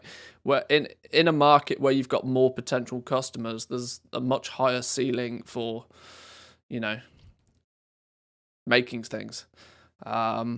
Sure, higher player base means more customers, but also means more competition. But if you can at least shave off, you know, if you can combat some of the competition, you'll still do much better things on a big server. It's weird because it's been for years and years and years and years and years, for absolutely years, there's been this constant sort of like, oh, well, is gold making better on a high pop or low pop? And as time's gone on, it's only more and more and more lent in the direction of full pop servers. Even nowadays, if you only get, you know, if you get a few hours to play the game at the weekend, you're still considerably better off being on a full pop server.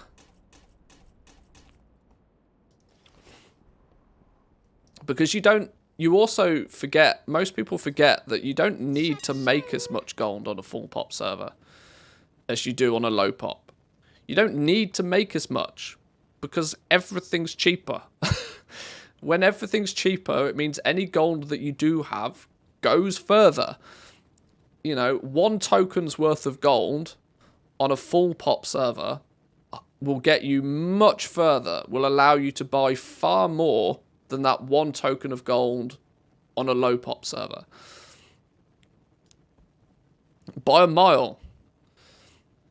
This is why if you play on a low pop server and you buy tokens with real money to pay for things on your low pop server, you are mental. Move your ass to a high pop server and spend half as much gold. Almost instantly. It's madness.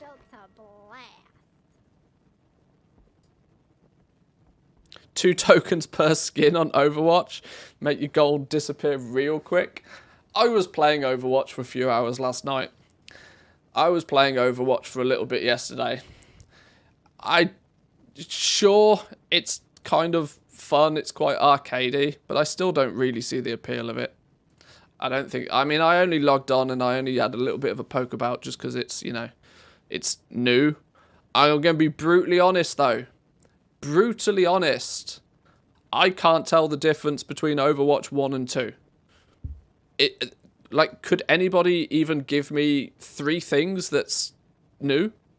I have no idea. It looks exactly the same to me as what I remember Overwatch being. With just a battle pass that's now disgustingly long. I have no idea. Looks exactly the same. 5 players instead of 6 on a team. 128 tick rate. And they've overhauled the UI as well. Okay. Faster time to kill, no loot boxes, removed maps with only 2 capture points. I did notice the time to kill was really quick. It feels as if they're pushing it more in a Valorant, you know, direction. You're not getting one-tapped through a wall, but it's clear that the FPS market is, you know, pushing for more of that sort of approach.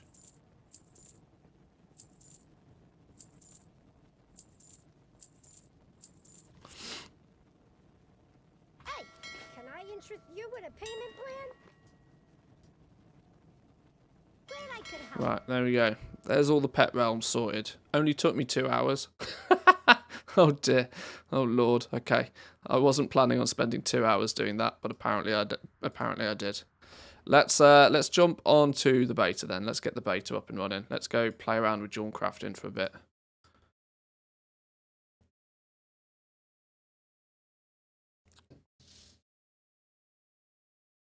They made it so Care Bear now that you can't even see other people's ranks in your game. Ranks only mean something to you and you alone. Wow. That seems okay. That does seem pretty Mickey Mouse to me. Bunch of blacksmithing patterns are dropping in dungeons. You see, I was really hoping I wouldn't actually have to test the dungeons. But if I want to complete my little list of where everything comes from,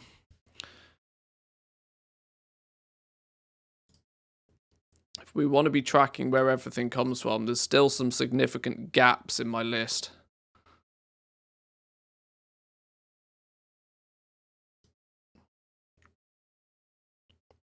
Right. Okay, I'm probably going to... Should we just make a new character for this? Make sure I pick one that doesn't have a bonus to Jewelcrafting. Gems. 4 days.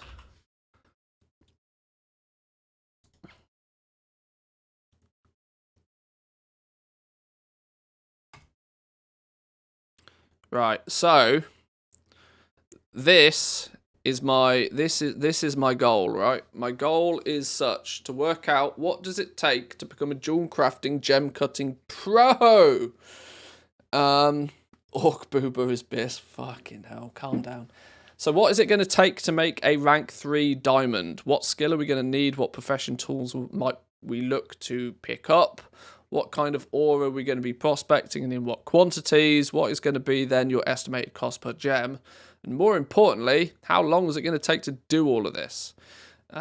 This is one question I have. I'll do most of the testing on stream today, and the likelihood will be is that you guys watching live will have the sneak peek on what will hopefully end up being today's video if I have enough time. So he's in YouTube mode. Not quite.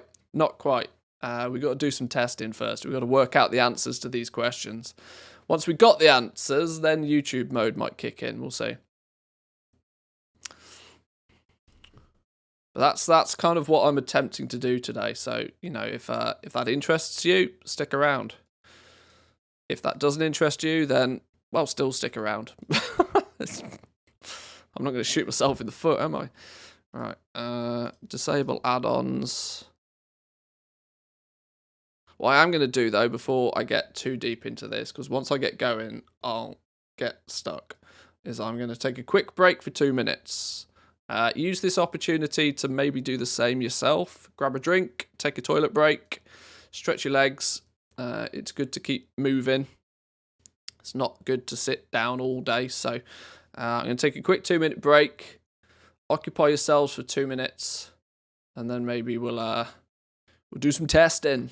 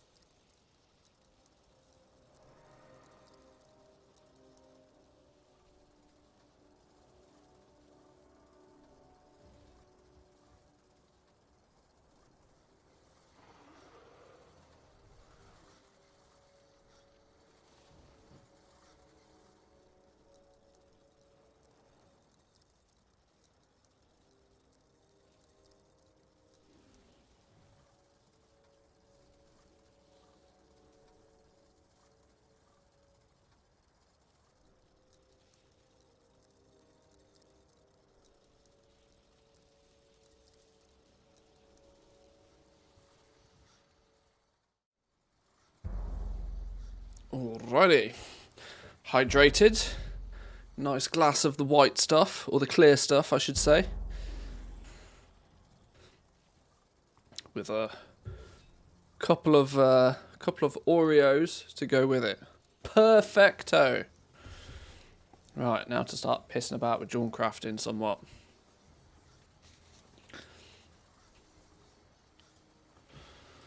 Okay, so first thing, well, we're probably going to need to level the profession, although we technically don't need to level the profession, do we? Because there's one of these. The Professor Instructor's Brain. Increase all Dragonile profession skills to 100. Saves me doing it myself. I'm going to go by, although, yeah. Do I replicate this, like, totally 100%? Or do I use cheat modes and just account for the fact I use cheat modes? Walk with the earth, mother.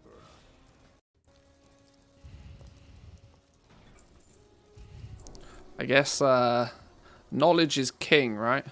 Might-do is the white stuff. Yeah, no, yeah, the clear stuff. We're on the clear stuff that doesn't come from a cow.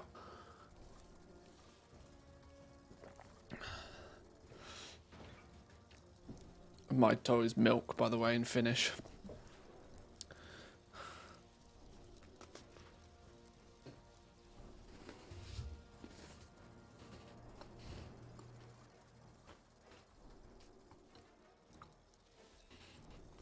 Ancestors watch over you. Oh yeah, the UI's completely fucked, isn't it? I forgot about this. That's really going to hinder my ability to put a video together about this, isn't it?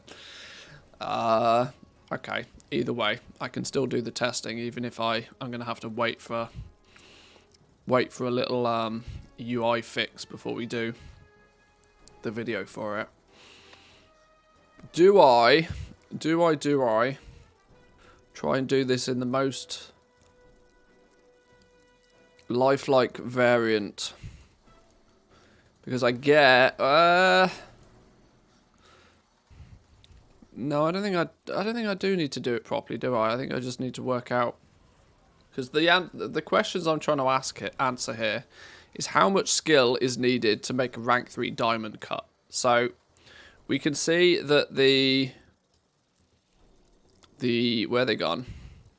To be the top dog diamond doodah fella, the primalist gems, the inscribed, the fierce, the resplendent, and the skillful diamond cuts. Firstly, we need to work out where the flipping hell the patterns come from. Have I figured this out yet? Are they on a rep grind?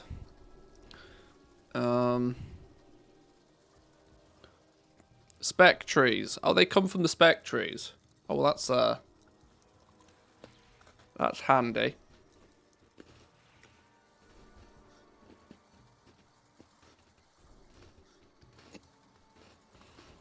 The winds guide you. Okay.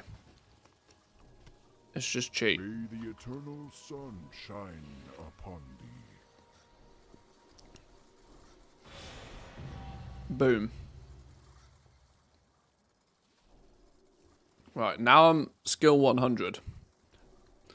Although it doesn't show I'm skill 100 in the UI, because the UI is funked. Okay.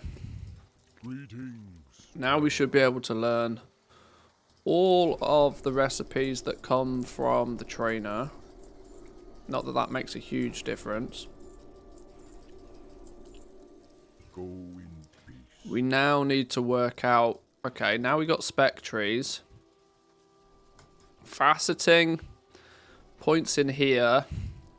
Improve at cutting gems, gaining +1 skill for all gem cuts per point in this spec. Now it's going to take us 10 points to unlock a single... Do we look at it from the perspective of what is it going to take for you to unlock the first one to the max, or all of them to the max?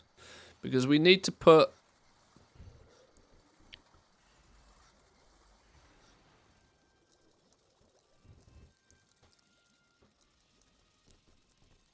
Crafty Alexandrite. Quick use emerald. Do we only learn the diamond after we've maxed out one of these trees? Damn, okay. So you need 40 points. 50 points has got to be spent. So we're starting to get some answers here already.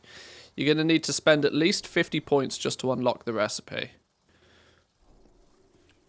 Just to unlock the recipe for one.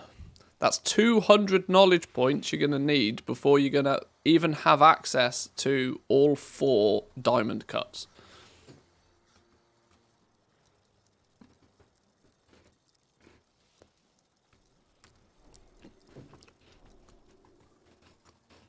So even if you want to go full on hardcore balls to the wall gem cutting, it's 50 knowledge points per diamond cut. Ouch. Okay. Specialization within a specialization then.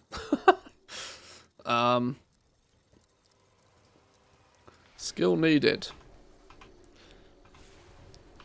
50 points per.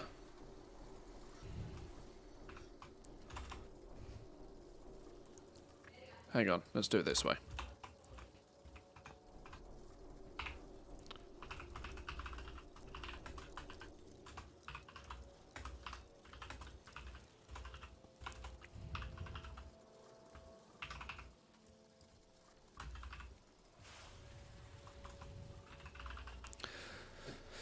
So, up to 200 points is what's going to be needed to unlock all of the patterns in the first place. Luckily, though, by the time you do learn the pattern, you should be already pretty damn good at making it.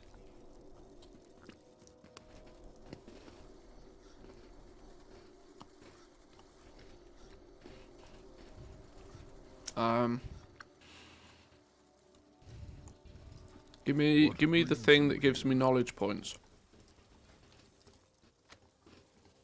We shall meet again. Where's my book?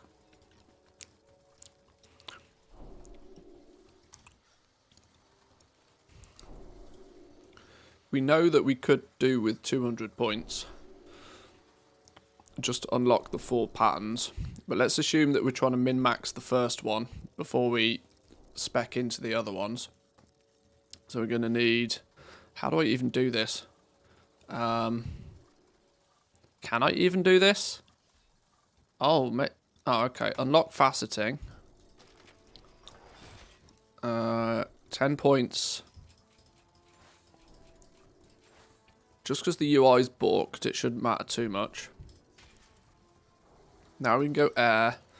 And we need to put lots of points in to unlock the pattern in the first place. So 40 points in here. It's funny how some of the UI work. What's gone on with this? I have no idea.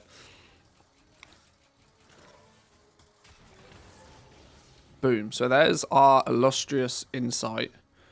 No. Quick, you said what? No. Hang on. Where's the fierce illimited diamond? There we go. So there's our first epic cut.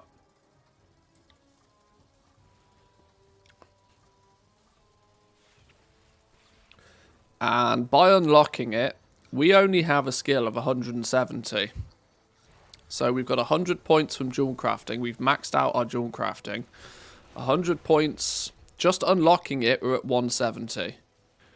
Which... God, it's hard to do.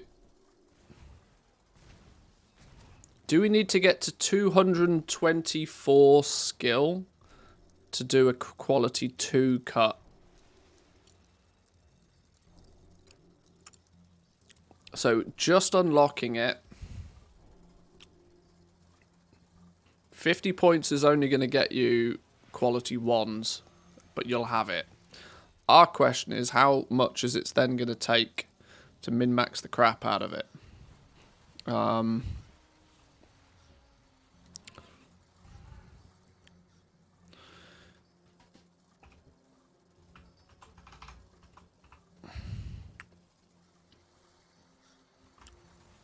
On unlock. Still only quality 1 crafts. So the question now becomes, where do we go about getting... We need somehow, magically, a lot more recipe skill. We're still short by over 200 points. Hot Jesus. Maybe those 200 points is going to be in the quest to unlock the others.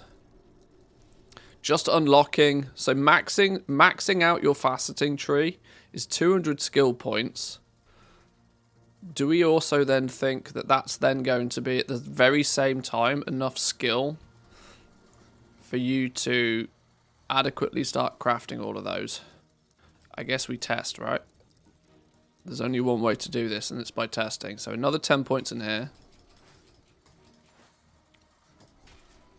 That should have given us... We should be now at 180. Where's it gone? I've lost it. Where's it gone? Yep, genuinely lost it. Where's the gem cut gone? Here it is. So yeah, now yeah, okay. So one knowledge point is one skill. Zin Pal, thank you very much. 10 months, my man. Thank you. Appreciate it. Thank you very much. 10-month streak as well. Good effort. Good effort.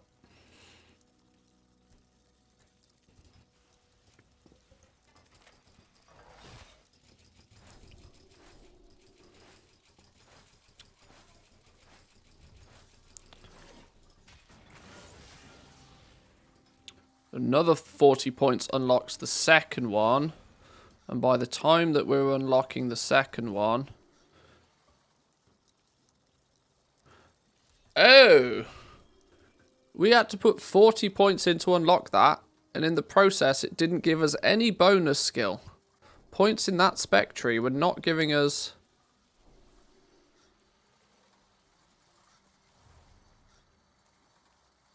Five skill when cutting earth gems. Ah, that's going to be your problem.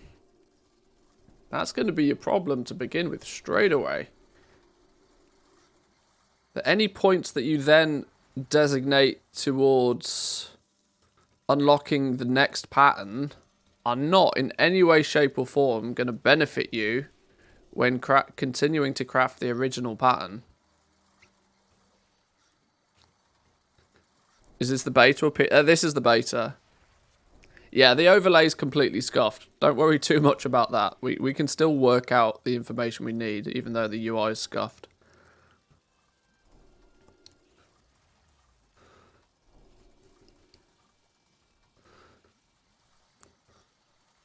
So actually, if your goal is to be able to craft the best possible diamond in the best possible way, you really don't want to be trying to unlock more than one to begin with, because points put there isn't any benefit to you at all. So once you've unlocked one of the epic gems, you actually want to stop putting points. You want to put more points into this one, because this is the main node is giving you +1 skill points for every point you put in it. But you do not want to be spending more points here. Okay. It's at this point you probably want to be dumping points in here. 30 points in here will give you 30 skill points. Probably a couple of bonuses along the way. +3 skill. +4 skill, so that's what, 7. 8, 9, 10. So that will give you 40 skill points.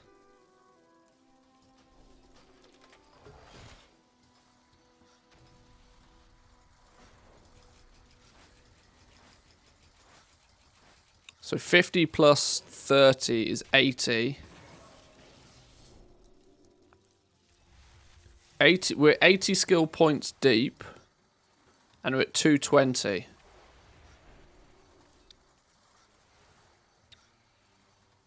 Okay. 80 skill points deep should then also guarantee you quality 2. We're technically 4 short, but you'll get 4 from these profession tools. So 30 points in jewel kit mastery, 50 points in faceting will get you rank 2 on a single epic gem.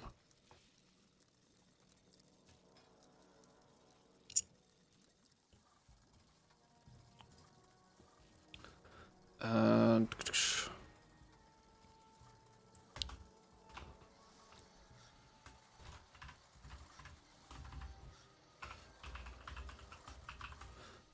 30 points in, what was it called? Jewel kit mastery or something.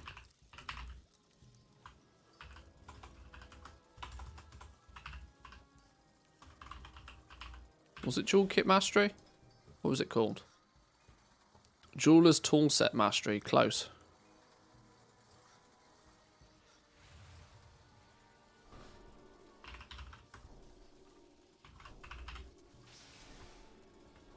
Uh, 30 points in Jeweler's toolkit mastery for rank 2 cuts.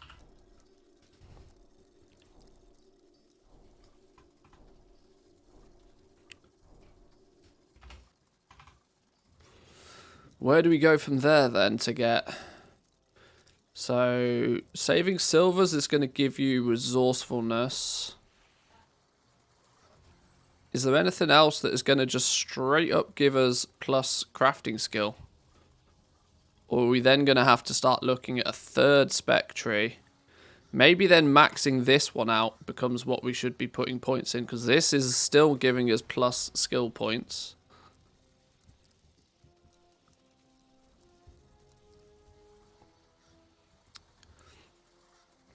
You'll be getting more skill points if you're cutting better raw diamonds. That is true. That is also true. If, What do you want?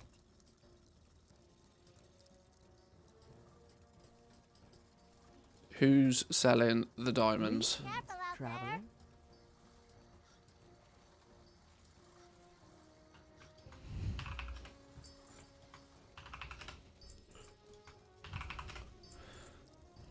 Now, whilst you, by doing this, this is the weird thing, right? This is what I'm going to love about the professions. By doing this, by going full-on hardcore gem crafting genius, what you're actually doing is foregoing the ability to get these materials yourself.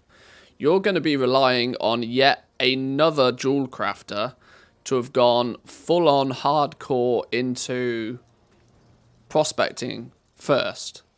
Min-maxing their prospecting results to get the best quality materials. Doing this, you will not be able to get these, I don't feel. Not for the same price that somebody else might be able to do them.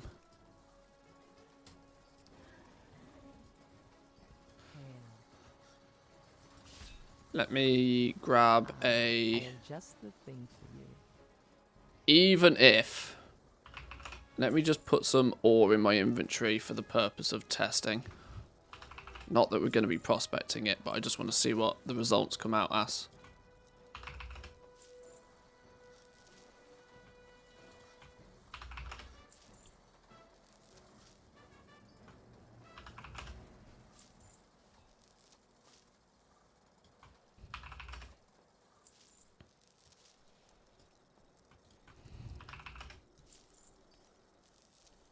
I wish my OCD didn't kick in so much that I had to make things neat and organised, but hey, it looks good on stream, right?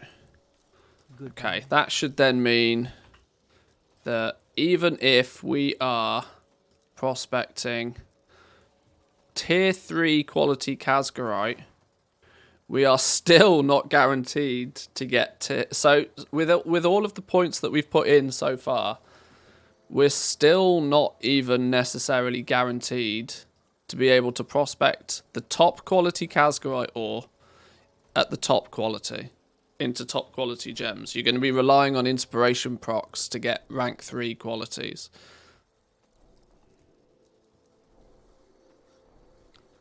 Lord have mercy. Okay.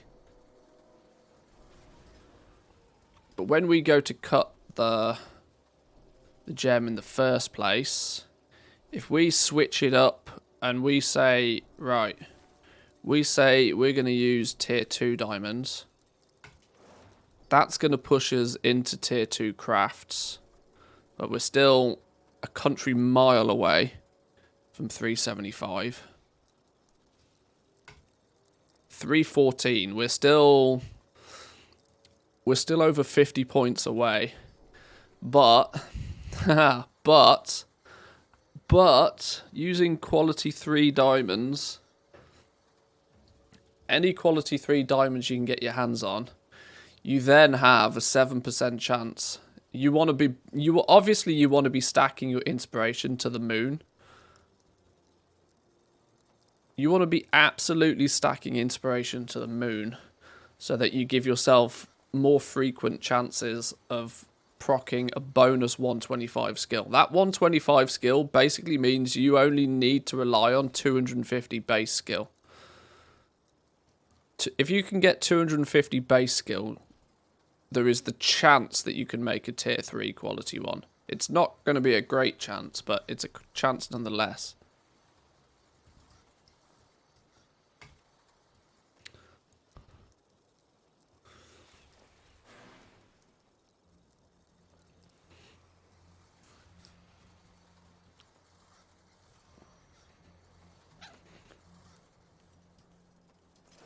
But we're looking at guaranteed cuts here. We need guaranteed cuts. So we're still 50 points shy.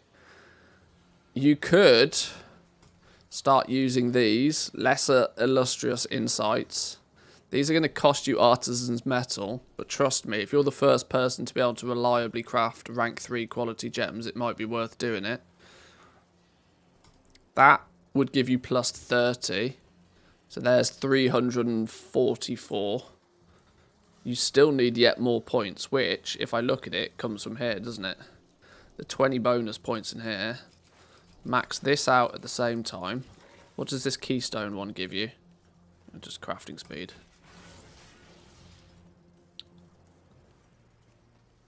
So that becomes your 245, yeah. With a tool in place to give you that 5 bonus skill, there's your 250 that you need. At that point, using top quality diamond cuts would give you 340. Then slap on a lesser illustrious insight, and there's your extra bonus points. Let's make sweet profit. Damn. This is a lot of knowledge points you're going to need before you can craft top quality gems. Prototype with a prime. Thank you very much, my man. Appreciate it. Welcome in. Thank you, thank you.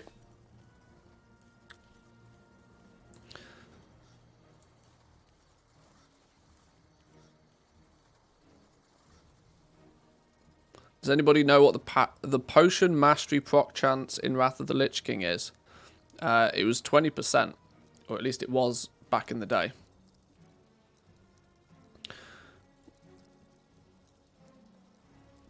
What do you think about the skill point bonuses from certain races? Sounds like a game changer.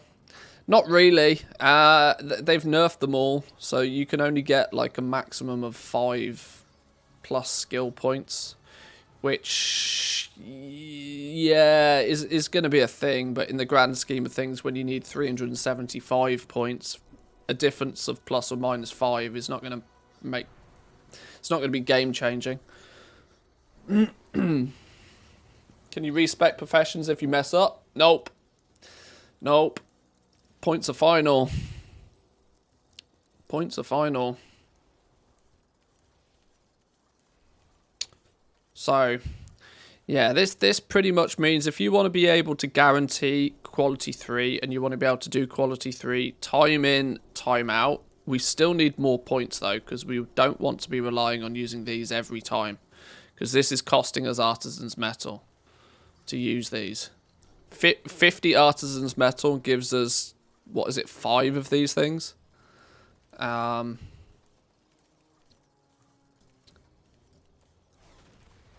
50 artisans metal. Yeah, so it's going to cost us 10 artisans metal each time we want to guarantee a quality 3 craft at that point.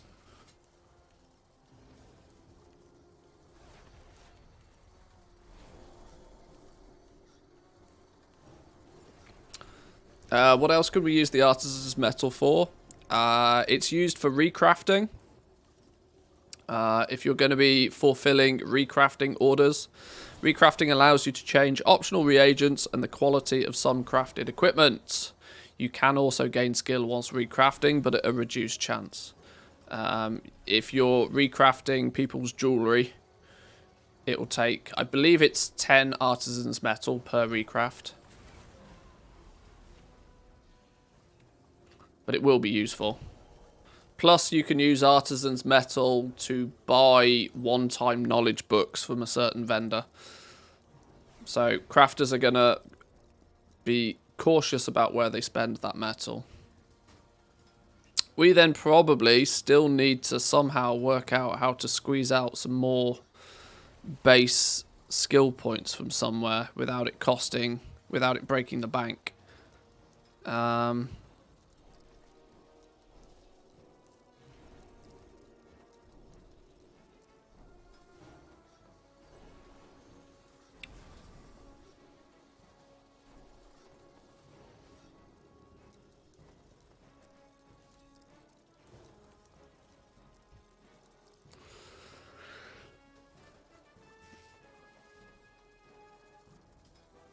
How are we going to do that, though? Where do we get the bonus skill from at this point?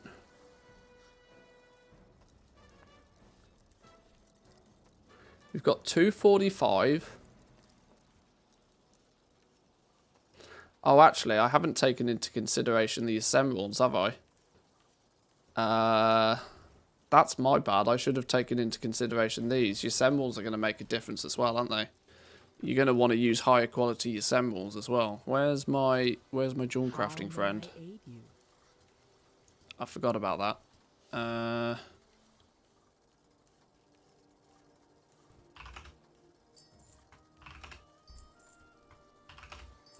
They might be the difference between...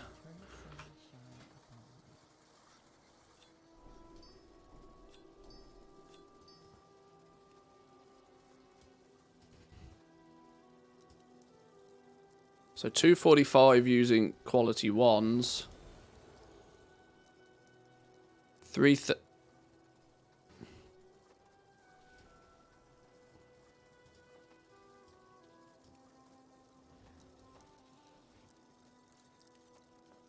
that gone down? That's gone backwards. How's it gone backwards? Hello?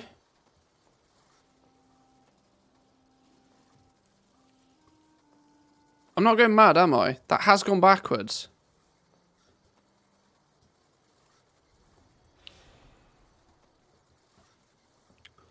Okay. Maybe that's a weird UI glitch, that because we didn't have any use emeralds, it was also assuming that these were going to be top qual. Okay.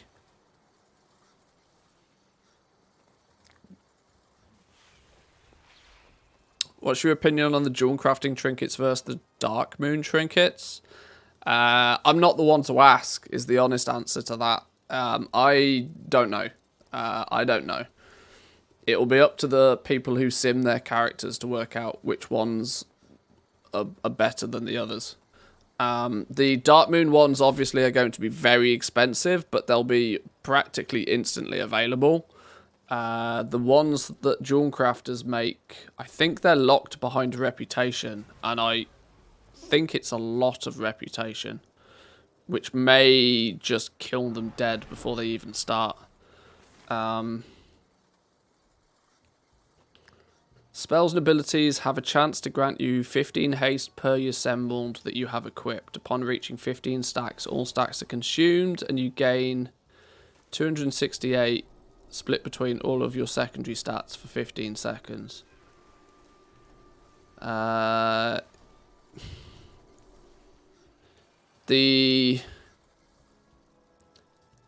they're a bit meh, I think.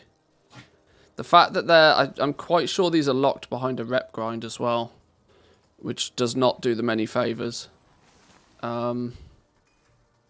Yeah, they're quite deep into rep grinds as well. Tuskar's level 15, Dragon Scale Expedition 13. The Dragon Scale Expedition 13 is not too disastrous, but Tuskar's 15 is a lot of hard work. Which will probably mean that the demand will be much higher for the Dark Moon ones. But like I said, I'm not the one to ask. I can tell you, you know, about how you get them and what you craft, you know, the crafting side of things, but the reality of whether people want them or not, I don't know.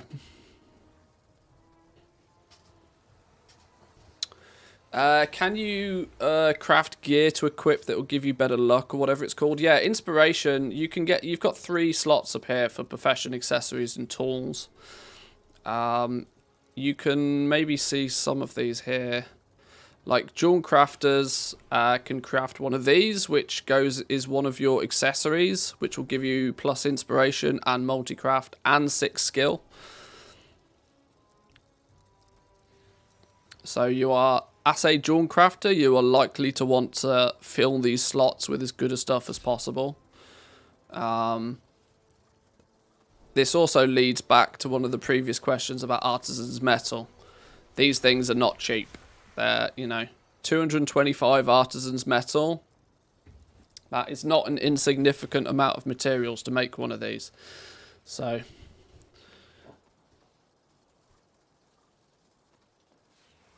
And whilst Jewelcrafters make their own accessory, they're going to need to find some other profession or other professions for the tool and for the second accessory slot. So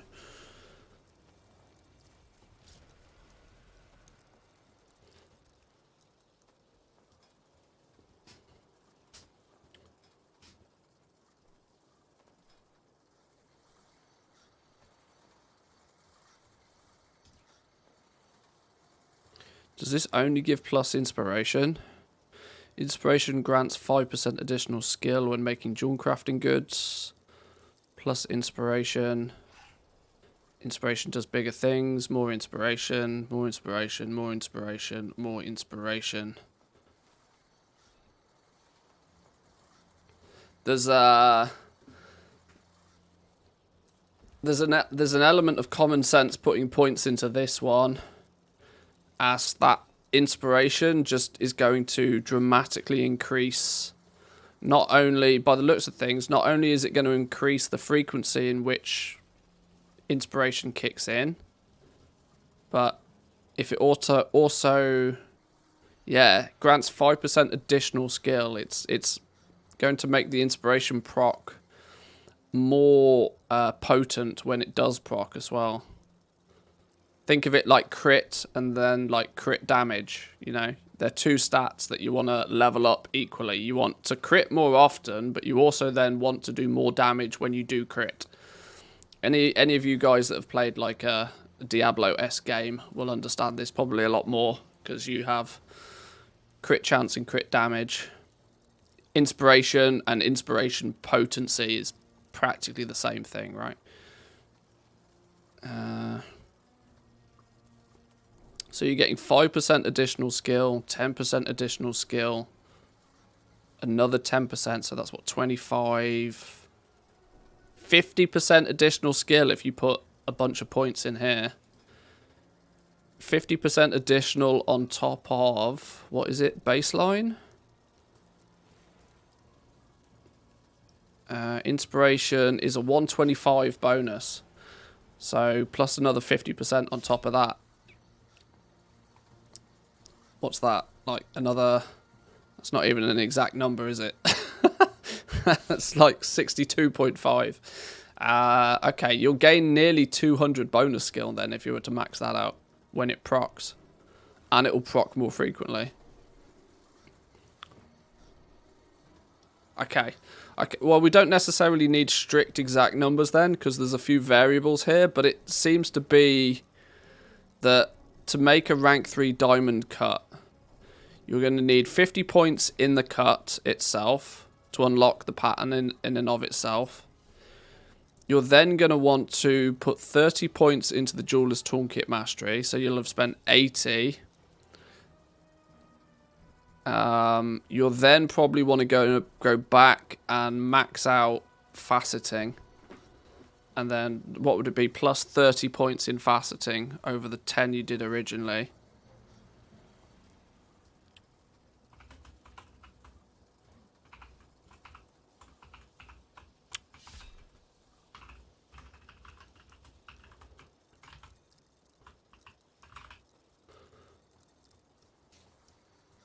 With an additional 30 points in faceting, you're going to put yourself in a position where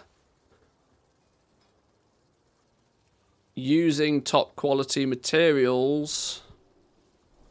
Is that everything that you need to actually make a top quality one now? 339 plus a less illustrious insight is going to be plus 30. 340, 370, 369.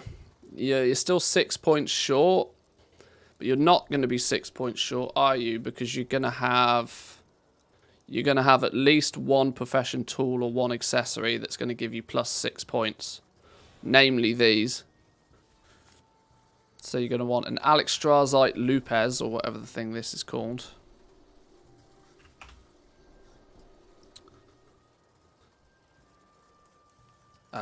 So you're looking then at a total spend of, what did we say, 50? Hang on, what is it? 40, 80, 110. 110 points is what you're going to need to spend, give or take a few points. 110 points is what's the ticket to top quality gem cuts. 110.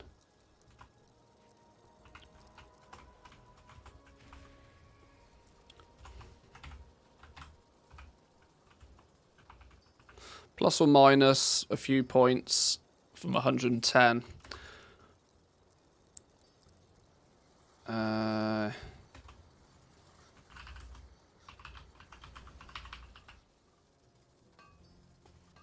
You are going to need... What was that thing called?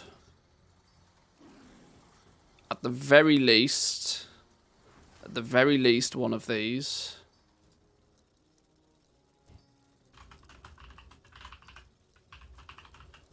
Hang on.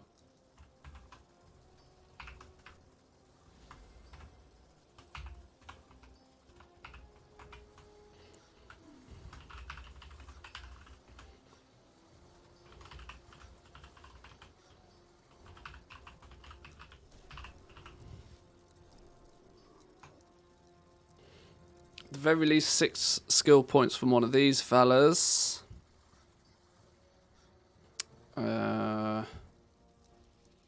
That's still also...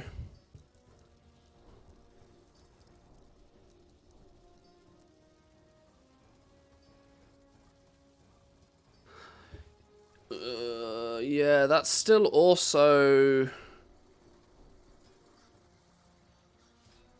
That's still also using Artisan's Metal, which we would kind of want to overpower where possible. What was that recipe called? Illustrious Insights.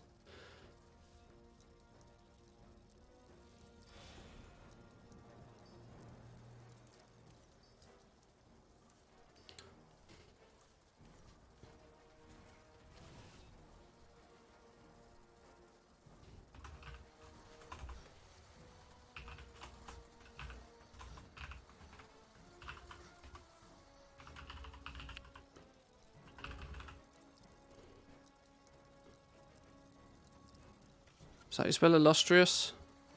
Illustria, yeah, including an illustrious. The key thing for me, though, is this number. 110 knowledge points is what you're going to need to put you in a position where you can start guaranteeing the production of rank 3 cuts. Obviously, it requires, you know, other things. Using these is not a perfect solution long term. And you can probably plus or minus a few skill points if you can get more skill points from your tools and your profession accessories. But you're going to get...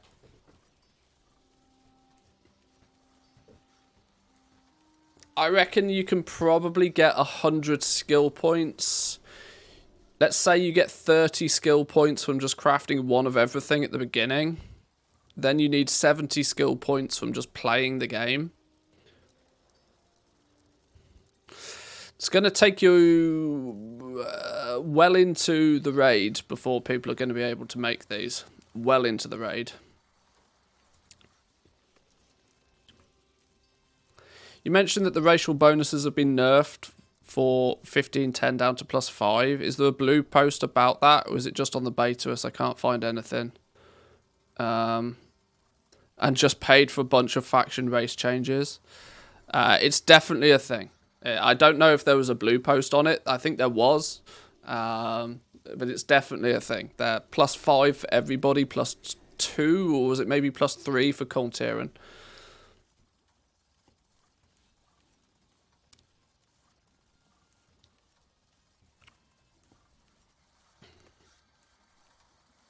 Crafters are going to need to be the best tippers in the work order system.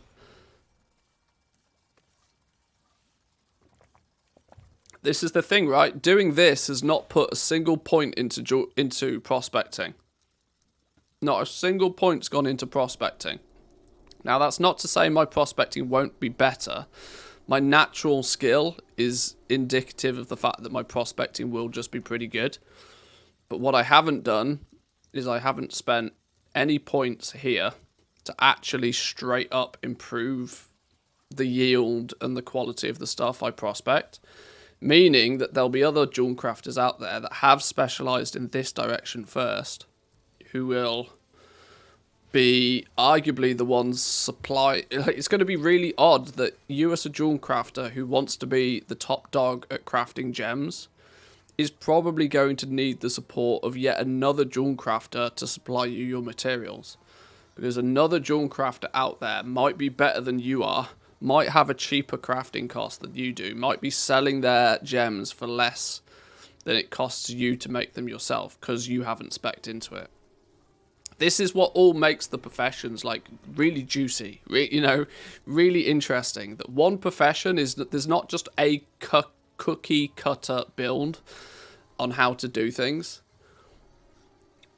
Dependent on the route that you try to go, this scenario here is all about trying to just make the best quality cuts possible, right? All about making these and making these at top quality as fast as you can. So that anybody that wants the best of the best gem has the ability to get it.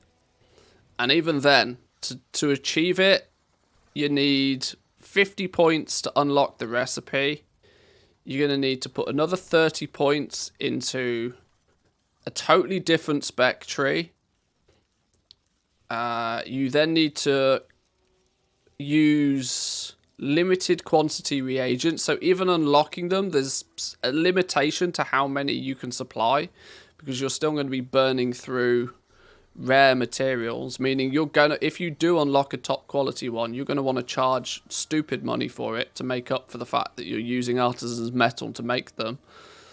You're going to need to go out of your way to get incredibly good quality profession tools. It's a really, really intricate web for crafters.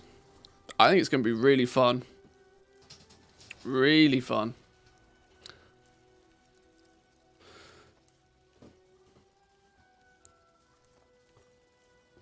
Wouldn't it be worth it to make an alt that's spec differently and commit more into maxing your profits from this profession? No. You're doubling your time investment for something that somebody else could equally be doing for you. Like the mindset of being totally self-sufficient is never actually a very sensible one to begin with when you break it down. But the fact that there's somebody else out there that could be doing it, pay them for their time. You know, this is the you know, you could have an alt that has herbalism and mining, and you could go out and you could farm all your own materials. That's not better than just paying somebody else for their materials. There's like leveling up entirely second characters just to squeeze out a tiny percentage more profit is rarely a good idea.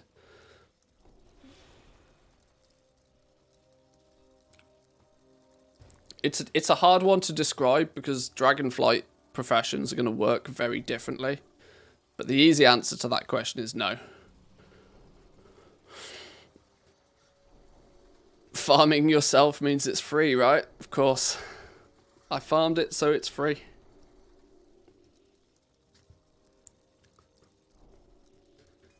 So okay, let's say that you've done all of that.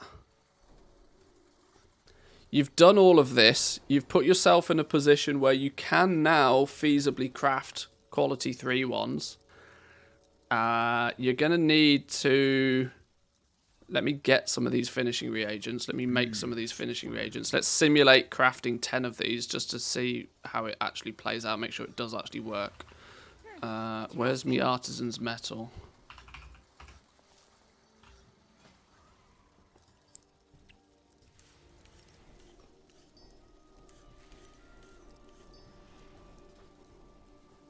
Ah, no. Don't be selling those. Hurry back. So now we should be able to go... Oh, okay. We need Awakened Earth, Awakened Order, and Primal Chaos. What's up?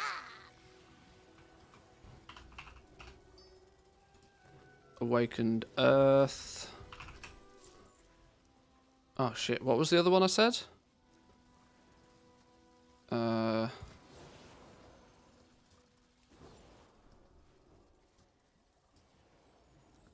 Awakened Order? Do they all take Awakened Order? Oh, no.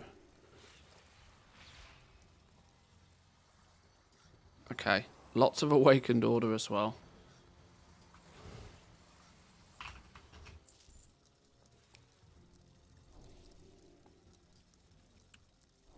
Oh, Awakened Air. If you ever need anything. Okay. 339. Slap one of these puppy dogs in it. 369. Can I make one of these first, actually? What do I need for this?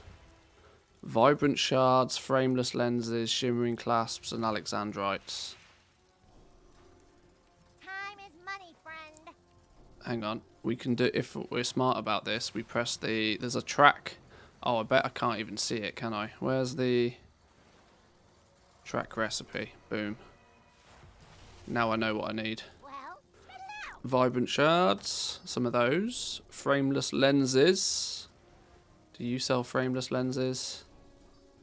One of you sells frameless lenses. Who is it? Who is it now?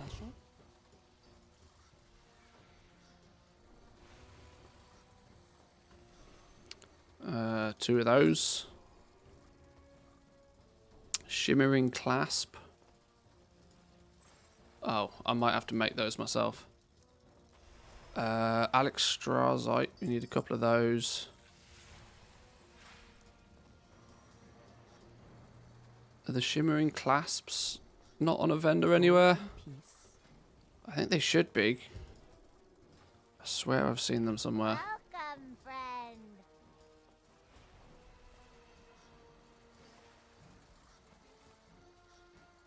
Huh. No, maybe not. Okay. God, it gets confused. Mystic sapphires and misshapen filigree things. Hey, how you doing? And then Mystic Sapphires. Well, Pleasure doing business with ya.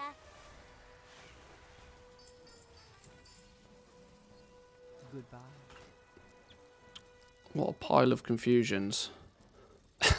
Jeweler's tool set. Christ. Welcome. No, army knife. There we go.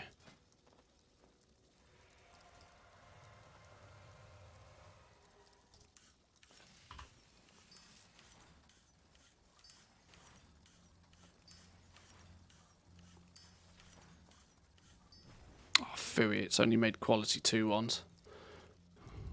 Right, now we make one of these.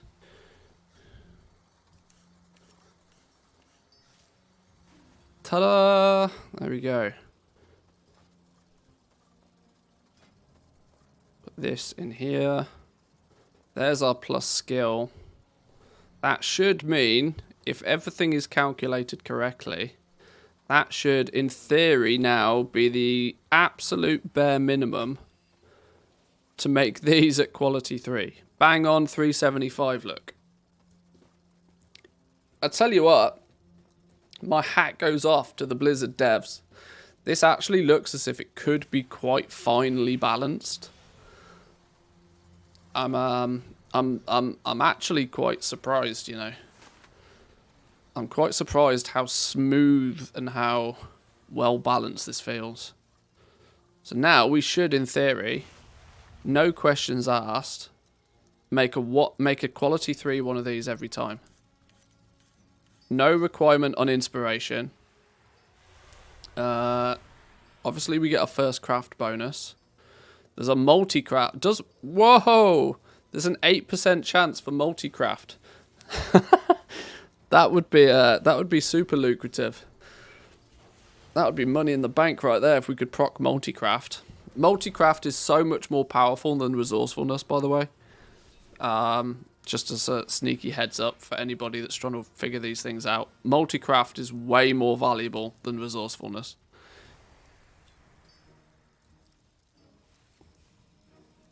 It's Super Squirt Day. Is it really? Have we got another Super Squirt Day? Sign of the crit. Oh, I suppose it could be.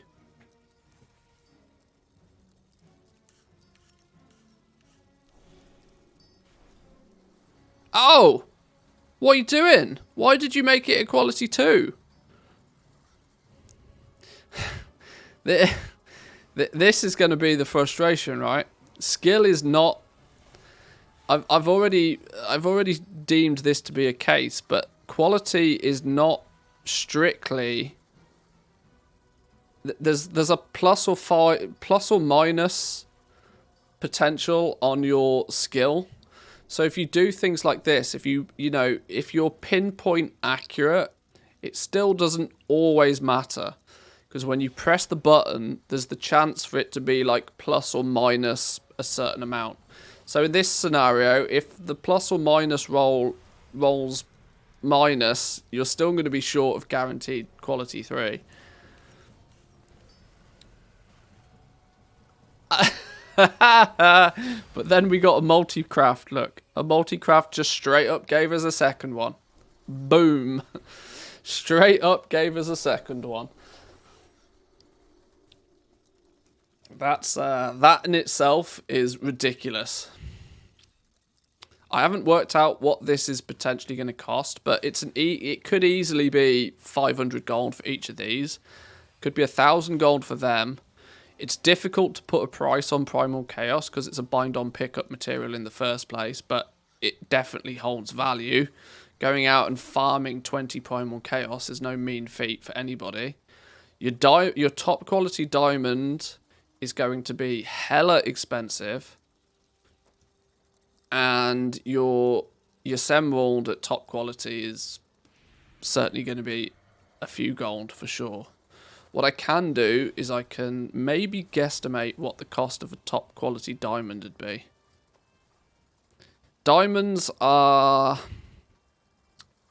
and don't anybody say forever, diamonds are pretty much solely acquired by prospecting Casgarite. You prospect Casgarite, you have a 0.01 chance at a diamond per ore. A girl's best friend. Oh, Lord. Girl's best friend, my best friend, girl's best friend. Well, we can we spot the females in chat?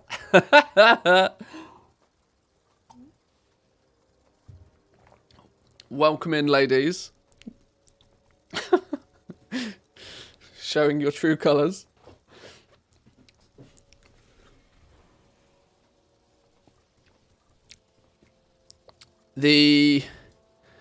At this sort of rate, let's say it's a 0.02. That means 0.02 diamonds per ore means, what's that, 50? No, 0.02. Oh, Lord.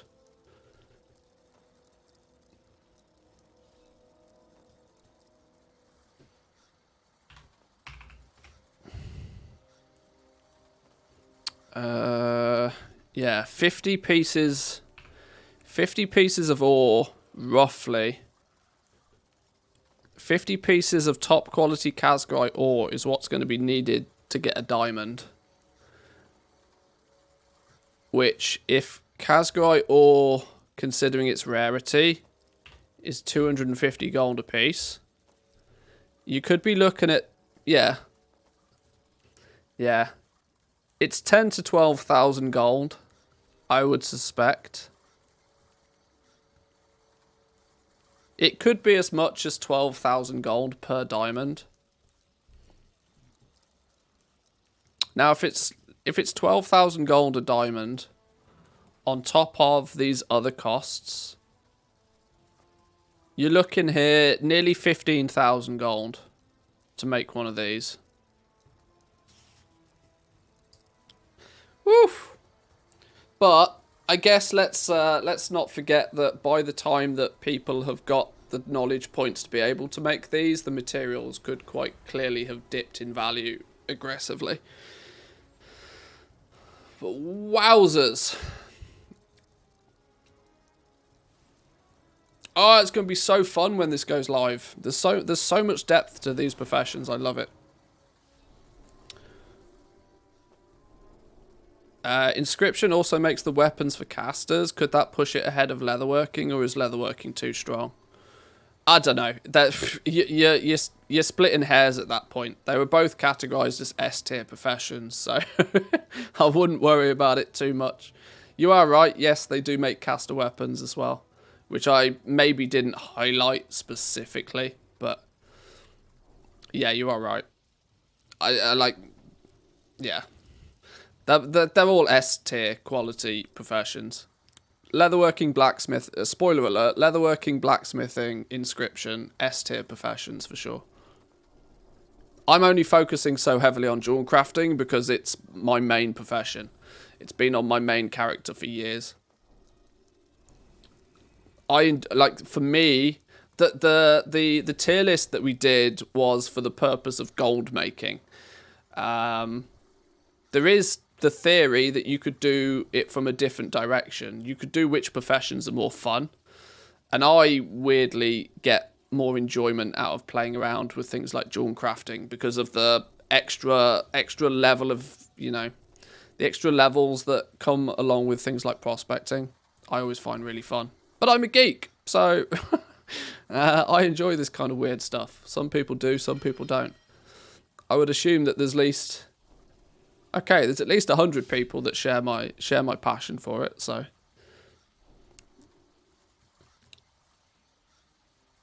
but that I think is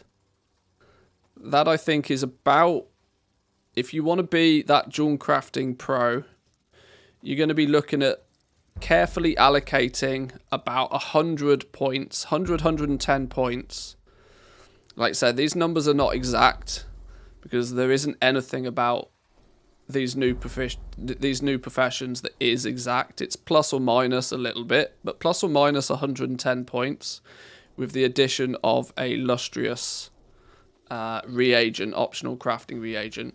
Are they considered, what does the game call them? Finishing crafting reagents, okay.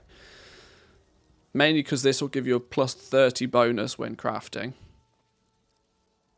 And as you can see, what I've not really worked out too much is that I've crafted a bunch of these and I've only used... Has it used one per craft? I think it has used one per craft.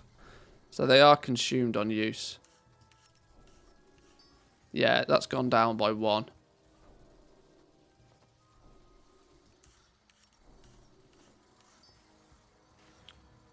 Another multi-craft proc. That's bananas.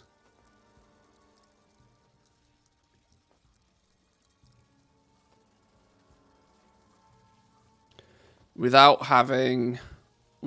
using these things, you are probably only going to be guaranteed quality 2 and will still be reliant on inspiration procs to get quality 3. Which you would probably then suspect... you'd probably suspect that the way that it will work, even at this point, even with plus or minus 110 points and doing all of this, you're still technically only guaranteed quality 2. But it will mean that the quality 3 ones, because they'll be based upon a proc, you could easily be charging a monstrous premium if this inspiration proc happens. Let's just say you've got between 5 to 10k crafting cost here every time you press this button.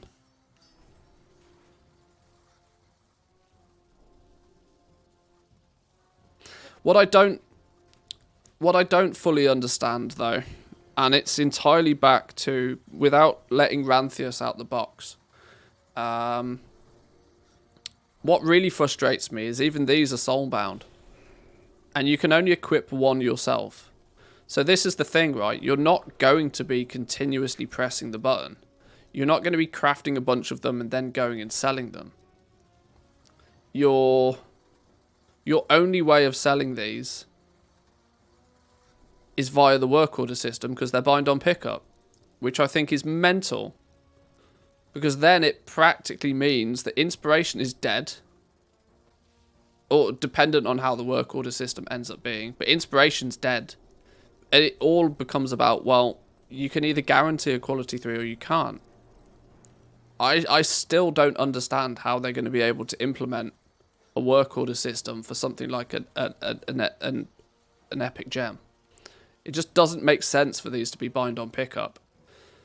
This makes sense, right? You work towards increasing your skill, you focus on all of these specs, and you as a crafter can attach a value to this primal chaos. What happens with multi-craft as well? Yeah, you see, like, if these are bind on pickup and you're not going to be crafting them in mass, then all of this doesn't matter. Which is really strange. I don't know how they're going to make it work.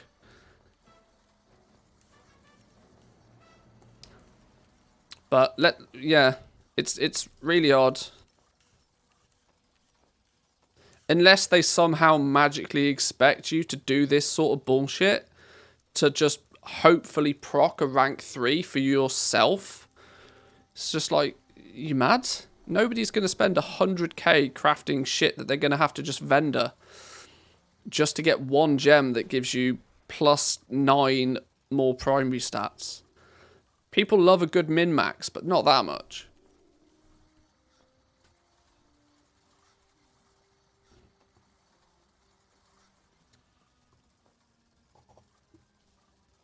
Can you accept a work order if you can only craft the desired rank with an inspiration proc? We have no idea because we have not seen work orders yet. Are you not able to keep them in your bags and then apply them to work orders? Well, that's a theory. That's a theory. But it seems remarkably risky, right? And it's still frustrating because in this sort of scenario... where you're mostly getting quality 2, but occasionally you'll get a quality 3, you still don't have any way to determine the value of a quality 3. because you're entirely reliant on somebody that puts in the work order for that quality 3 providing a substantial enough tip. It's really not crafter friendly. But then you could argue that, you know, people, if they're limited to the amount of work orders they can fulfill, and they're also limited to the amount of rank 3 quality ones that they can craft, they might just wait. There might be a work order there. That work order might offer them 10k as a tip. You might choose to not fill it though, because you might know that later on in the day a tip for 20k could come in, and you'll fill that one instead. It's going to be very weird. I'm not entirely sure how I feel about it. In fact, I am very sure how I feel about it, and it's not good. I just think it's very... just... why did that... okay, I think I've balked the whole system now. Maybe we shouldn't have closed that window.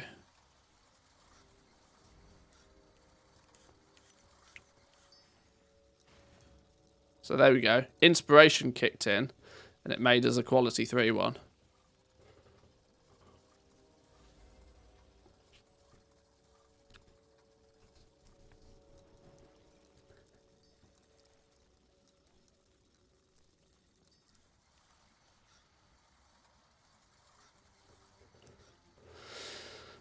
Those gems, for example, are going to be needed by every person that raids or does keys, etc. The main stat on them is very good. They're also unique equipped, though, don't forget. You can only have one of these in your gear.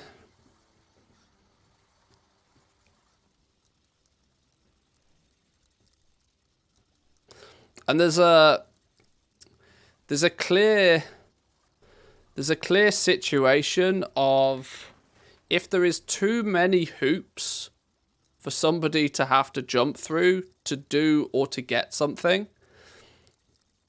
every hoop that somebody has to jump is added friction to the system. And the more friction you build into a system, the less the amount of people are going to come out the other end of it, right? You know, if you set up 5 hoops that somebody has to jump through, some people might try and jump through the first few hoops and then think, fuck this business. It's getting either A, too time consuming, or B, too expensive, or C, I just can't be asked. Or the reward then is no longer good enough. The difference between a quality 2, you might be able to get quality 2 ones of these. You might be able to get your work order filled instantly. You might have to pay practically no tip for a quality 2 one. But then what? If you want a quality 3 one, which is 9 additional stats, you might be looking at paying thousands, if not tens of thousands of gold for that. It's a value proposition, right? Do you decide to pay the premium or not? Your world first raiders will pay the price whatever, because they are absolutely striving for BIS, no questions asked. But you'd also be surprised to see just how many shortcuts these top-end players choose not to take because it's not worth their time. It'd be better for them to just, you know, go do something else that's easier and achieve the same thing. I don't know. I think it's the reality is the crafting system's really fun, and in a hypothetical box like the beta, it's really fun. It's really fun to play with. It's really fun to work things out.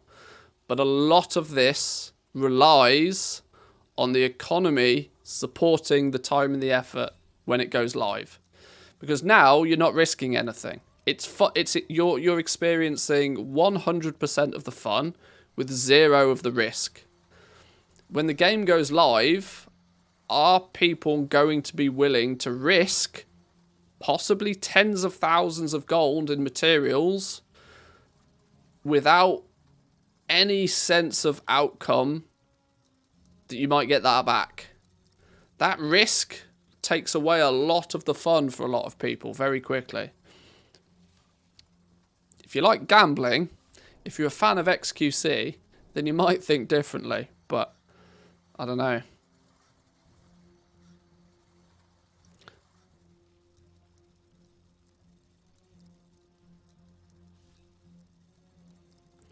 I'm going to be putting my points in prospecting and going fishing whilst my gems sell in the auction house.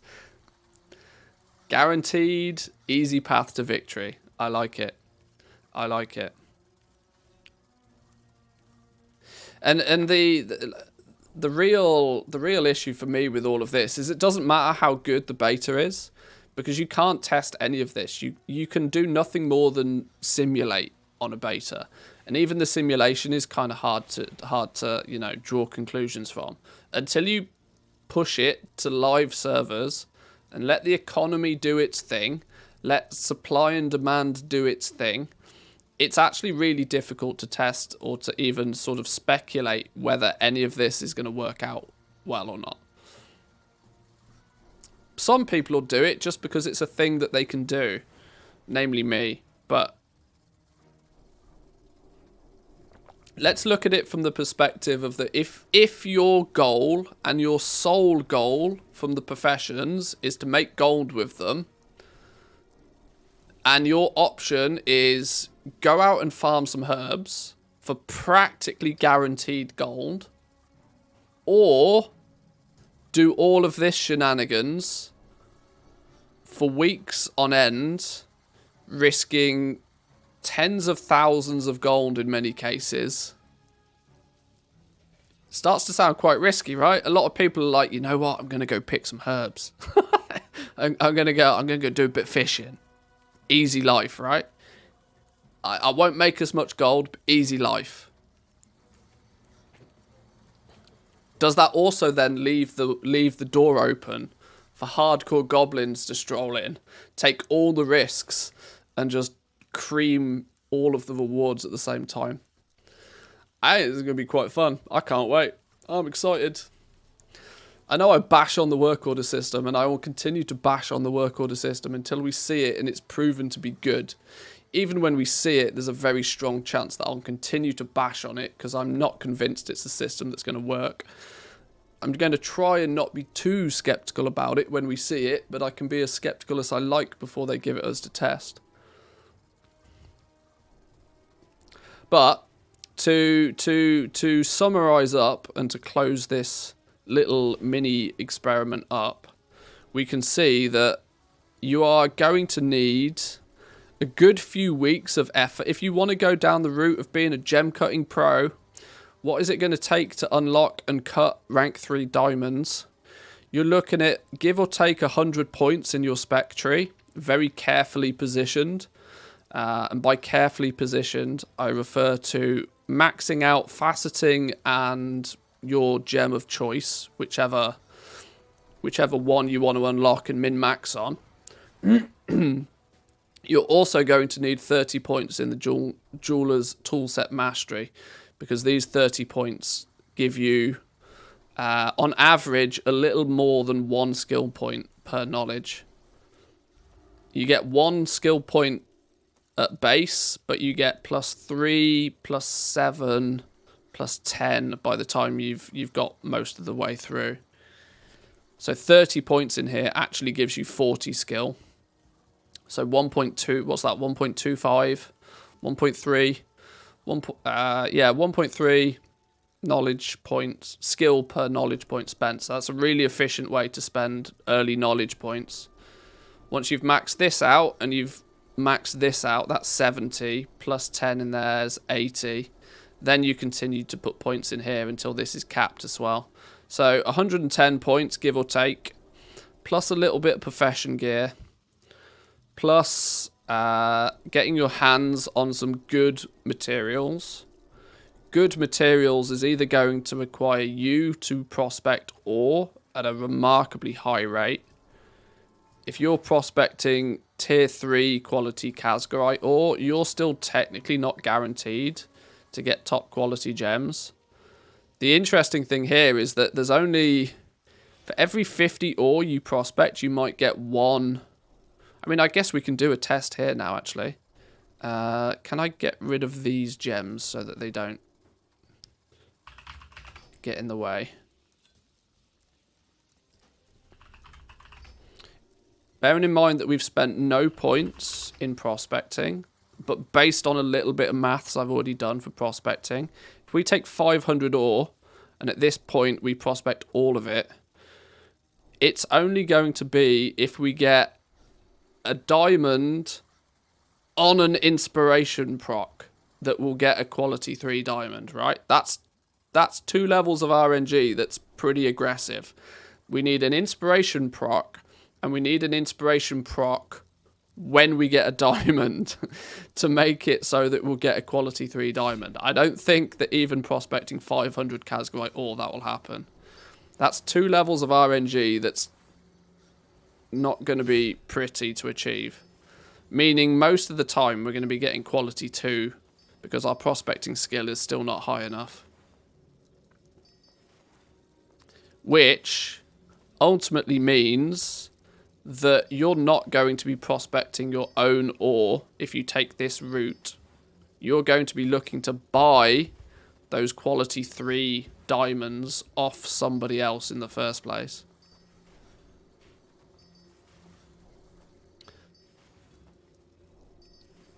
There we go. We got a diamond, but it didn't land on an inspiration proc. So we've only got 2 diamonds so far. 3 diamonds.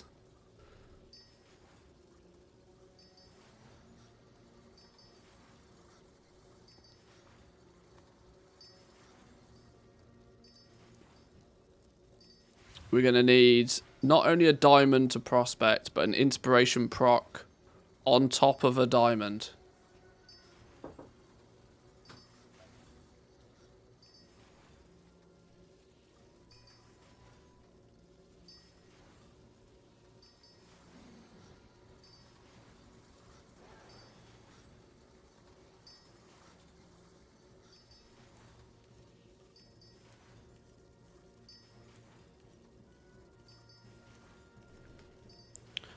Alright, have we got any diamonds? Have we got a few more not had an inspiration proc on any of them?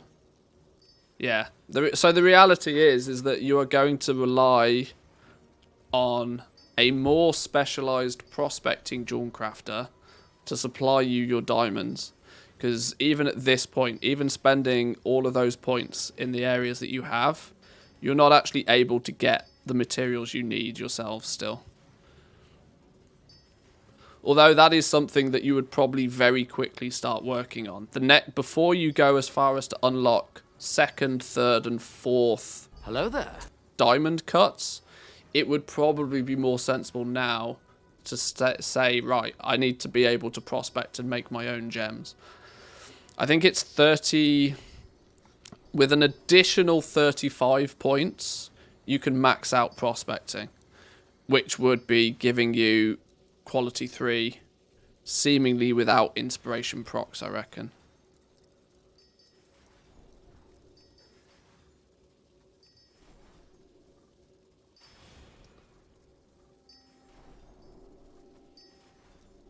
So yeah, not a single quality 3 diamond.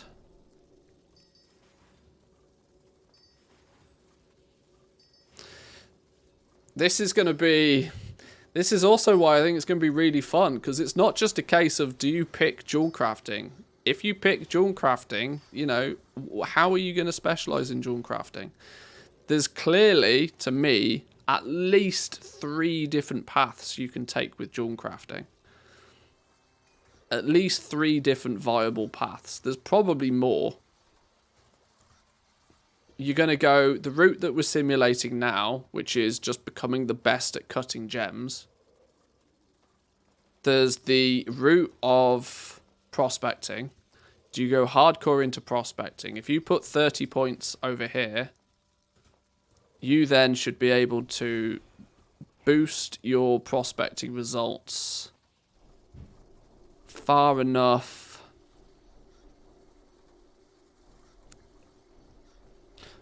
Put it this way, far enough that you should then probably be able to get quality 3, which is 30.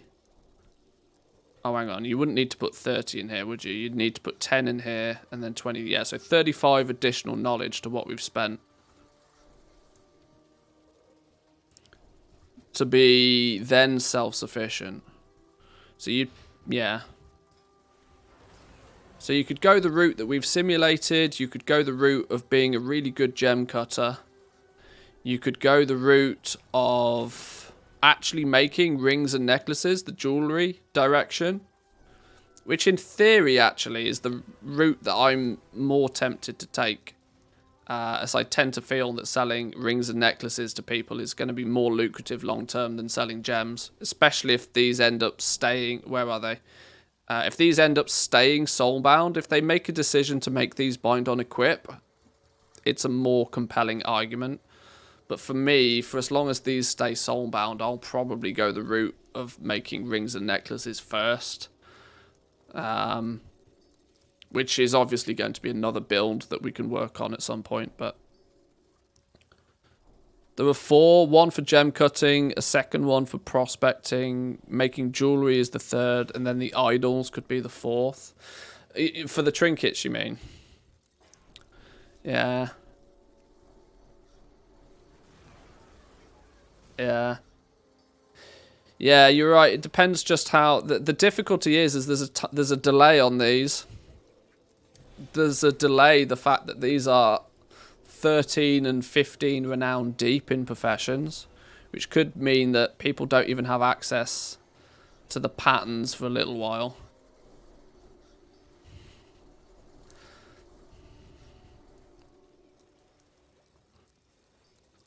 But who knows, you know, what's to say that once you level up one of these to mythic quality, it doesn't become OP AF and everybody all of a sudden wants one, you know?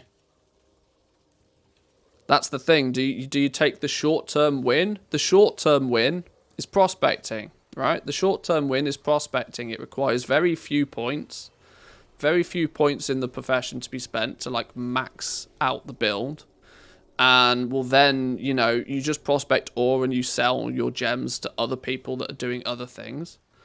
The slightly less short-term route of going jewelry. Rings and necks are going to be in demand very quickly. But this might not, it might have a bit more of a long, I don't know. I just love it. I just love it. There's so many questions. I spend hours just trying to figure all of this stuff out and I still don't have the answers. So I envy people that are just going to try and hit the ground running and just work this out as they go along.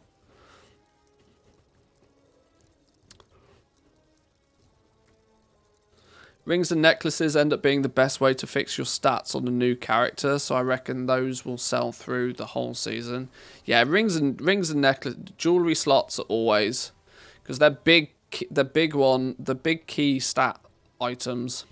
And rings especially are a safe thing to spend some gold on as well. This is something that's not often taken into consideration.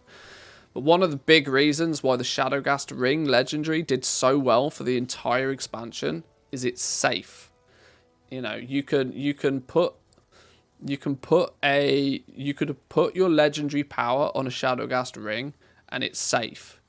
It wasn't going to clash with your tier pieces. It isn't or wasn't necessarily going to be instantly replaced if you get a drop from the raid. It was in that regard quite safe. And probably why Shadowgast Ring was considered like the best in slot for a lot of legendaries for a long time.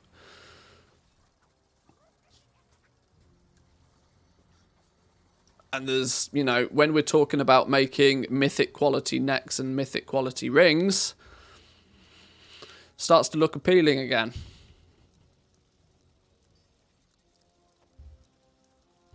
Random Jewelcrafting question. What is Pounce and will it be good? Pounce is a finishing reagent. Increases the bonus skill from inspiration by 7% and inspiration by 30%. Usable with most Dragon Isles inscription recipes. So it's a scribe's finishing reagent. Presumably you're probably going to look at using that in the early days on making like missives and stuff, I would guess. Inspiration proc might push, yeah. Yeah, probably for those scribes that look at making missives in bulk.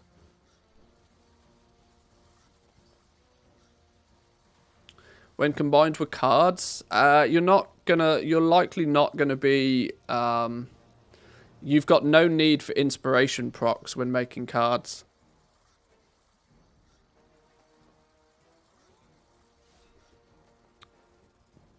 With cards, you are far more concerned with multi-craft. Multi-craft is your #1 skill for making cards. Pounce will be for missives. What's this? You can see the breakdown here. What's this spreadsheet? Dragonflight prospecting yield. Oh, is this the one from the... Yeah, this is... Oh, okay, this is some of your data from a little while ago. Yeah, you linked this to me, yeah. In the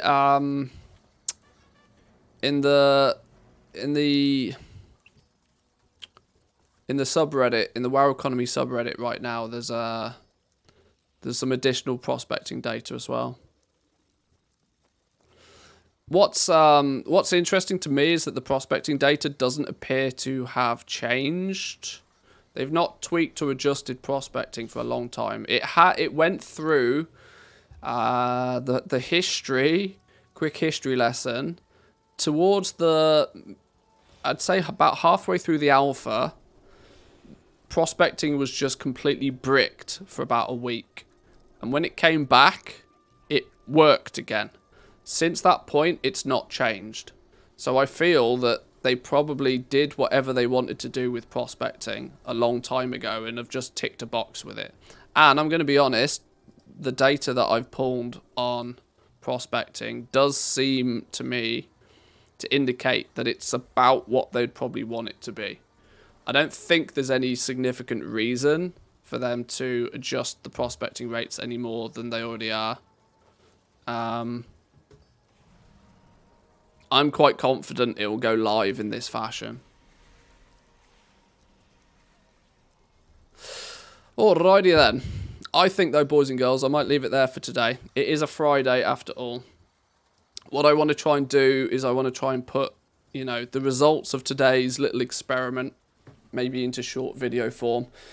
Lots of people seem to be quite interested in like profession builds and, you know, a bit of an explanation of what might be needed to go into them, which is why I wanted to start on this today. So I might try and put this in video form and a bit of a sneak peek, obviously, for you guys who got to see it live. So thank you very much for joining. There's a small possibility that there might be a bit of a bonus stream at some point over the weekend. They're testing the PTR event. Sorry, the pre-patch event. The pre-patch event is being tested on the PTR over the weekend. Now, anybody has access to the PTR, so anybody can jump over there and have a little bit of a look at that. I might investigate probably either tomorrow afternoon or on Sunday. We might investigate that. So, you know, make sure you're followed on Twitter. Make sure you're in the Discord. I'll let people know if we're going to do a bit of a stream over the weekend. But otherwise, I'll see you lot on Monday. Have a good weekend. Thank you all for joining this week. The viewership has been remarkable over the last few days, I guess, because the run-up to Dragonflight, a lot more people are interested. Good for me, good for you, hopefully. But thank you all. Have a good weekend. I'll see you Monday. Peace.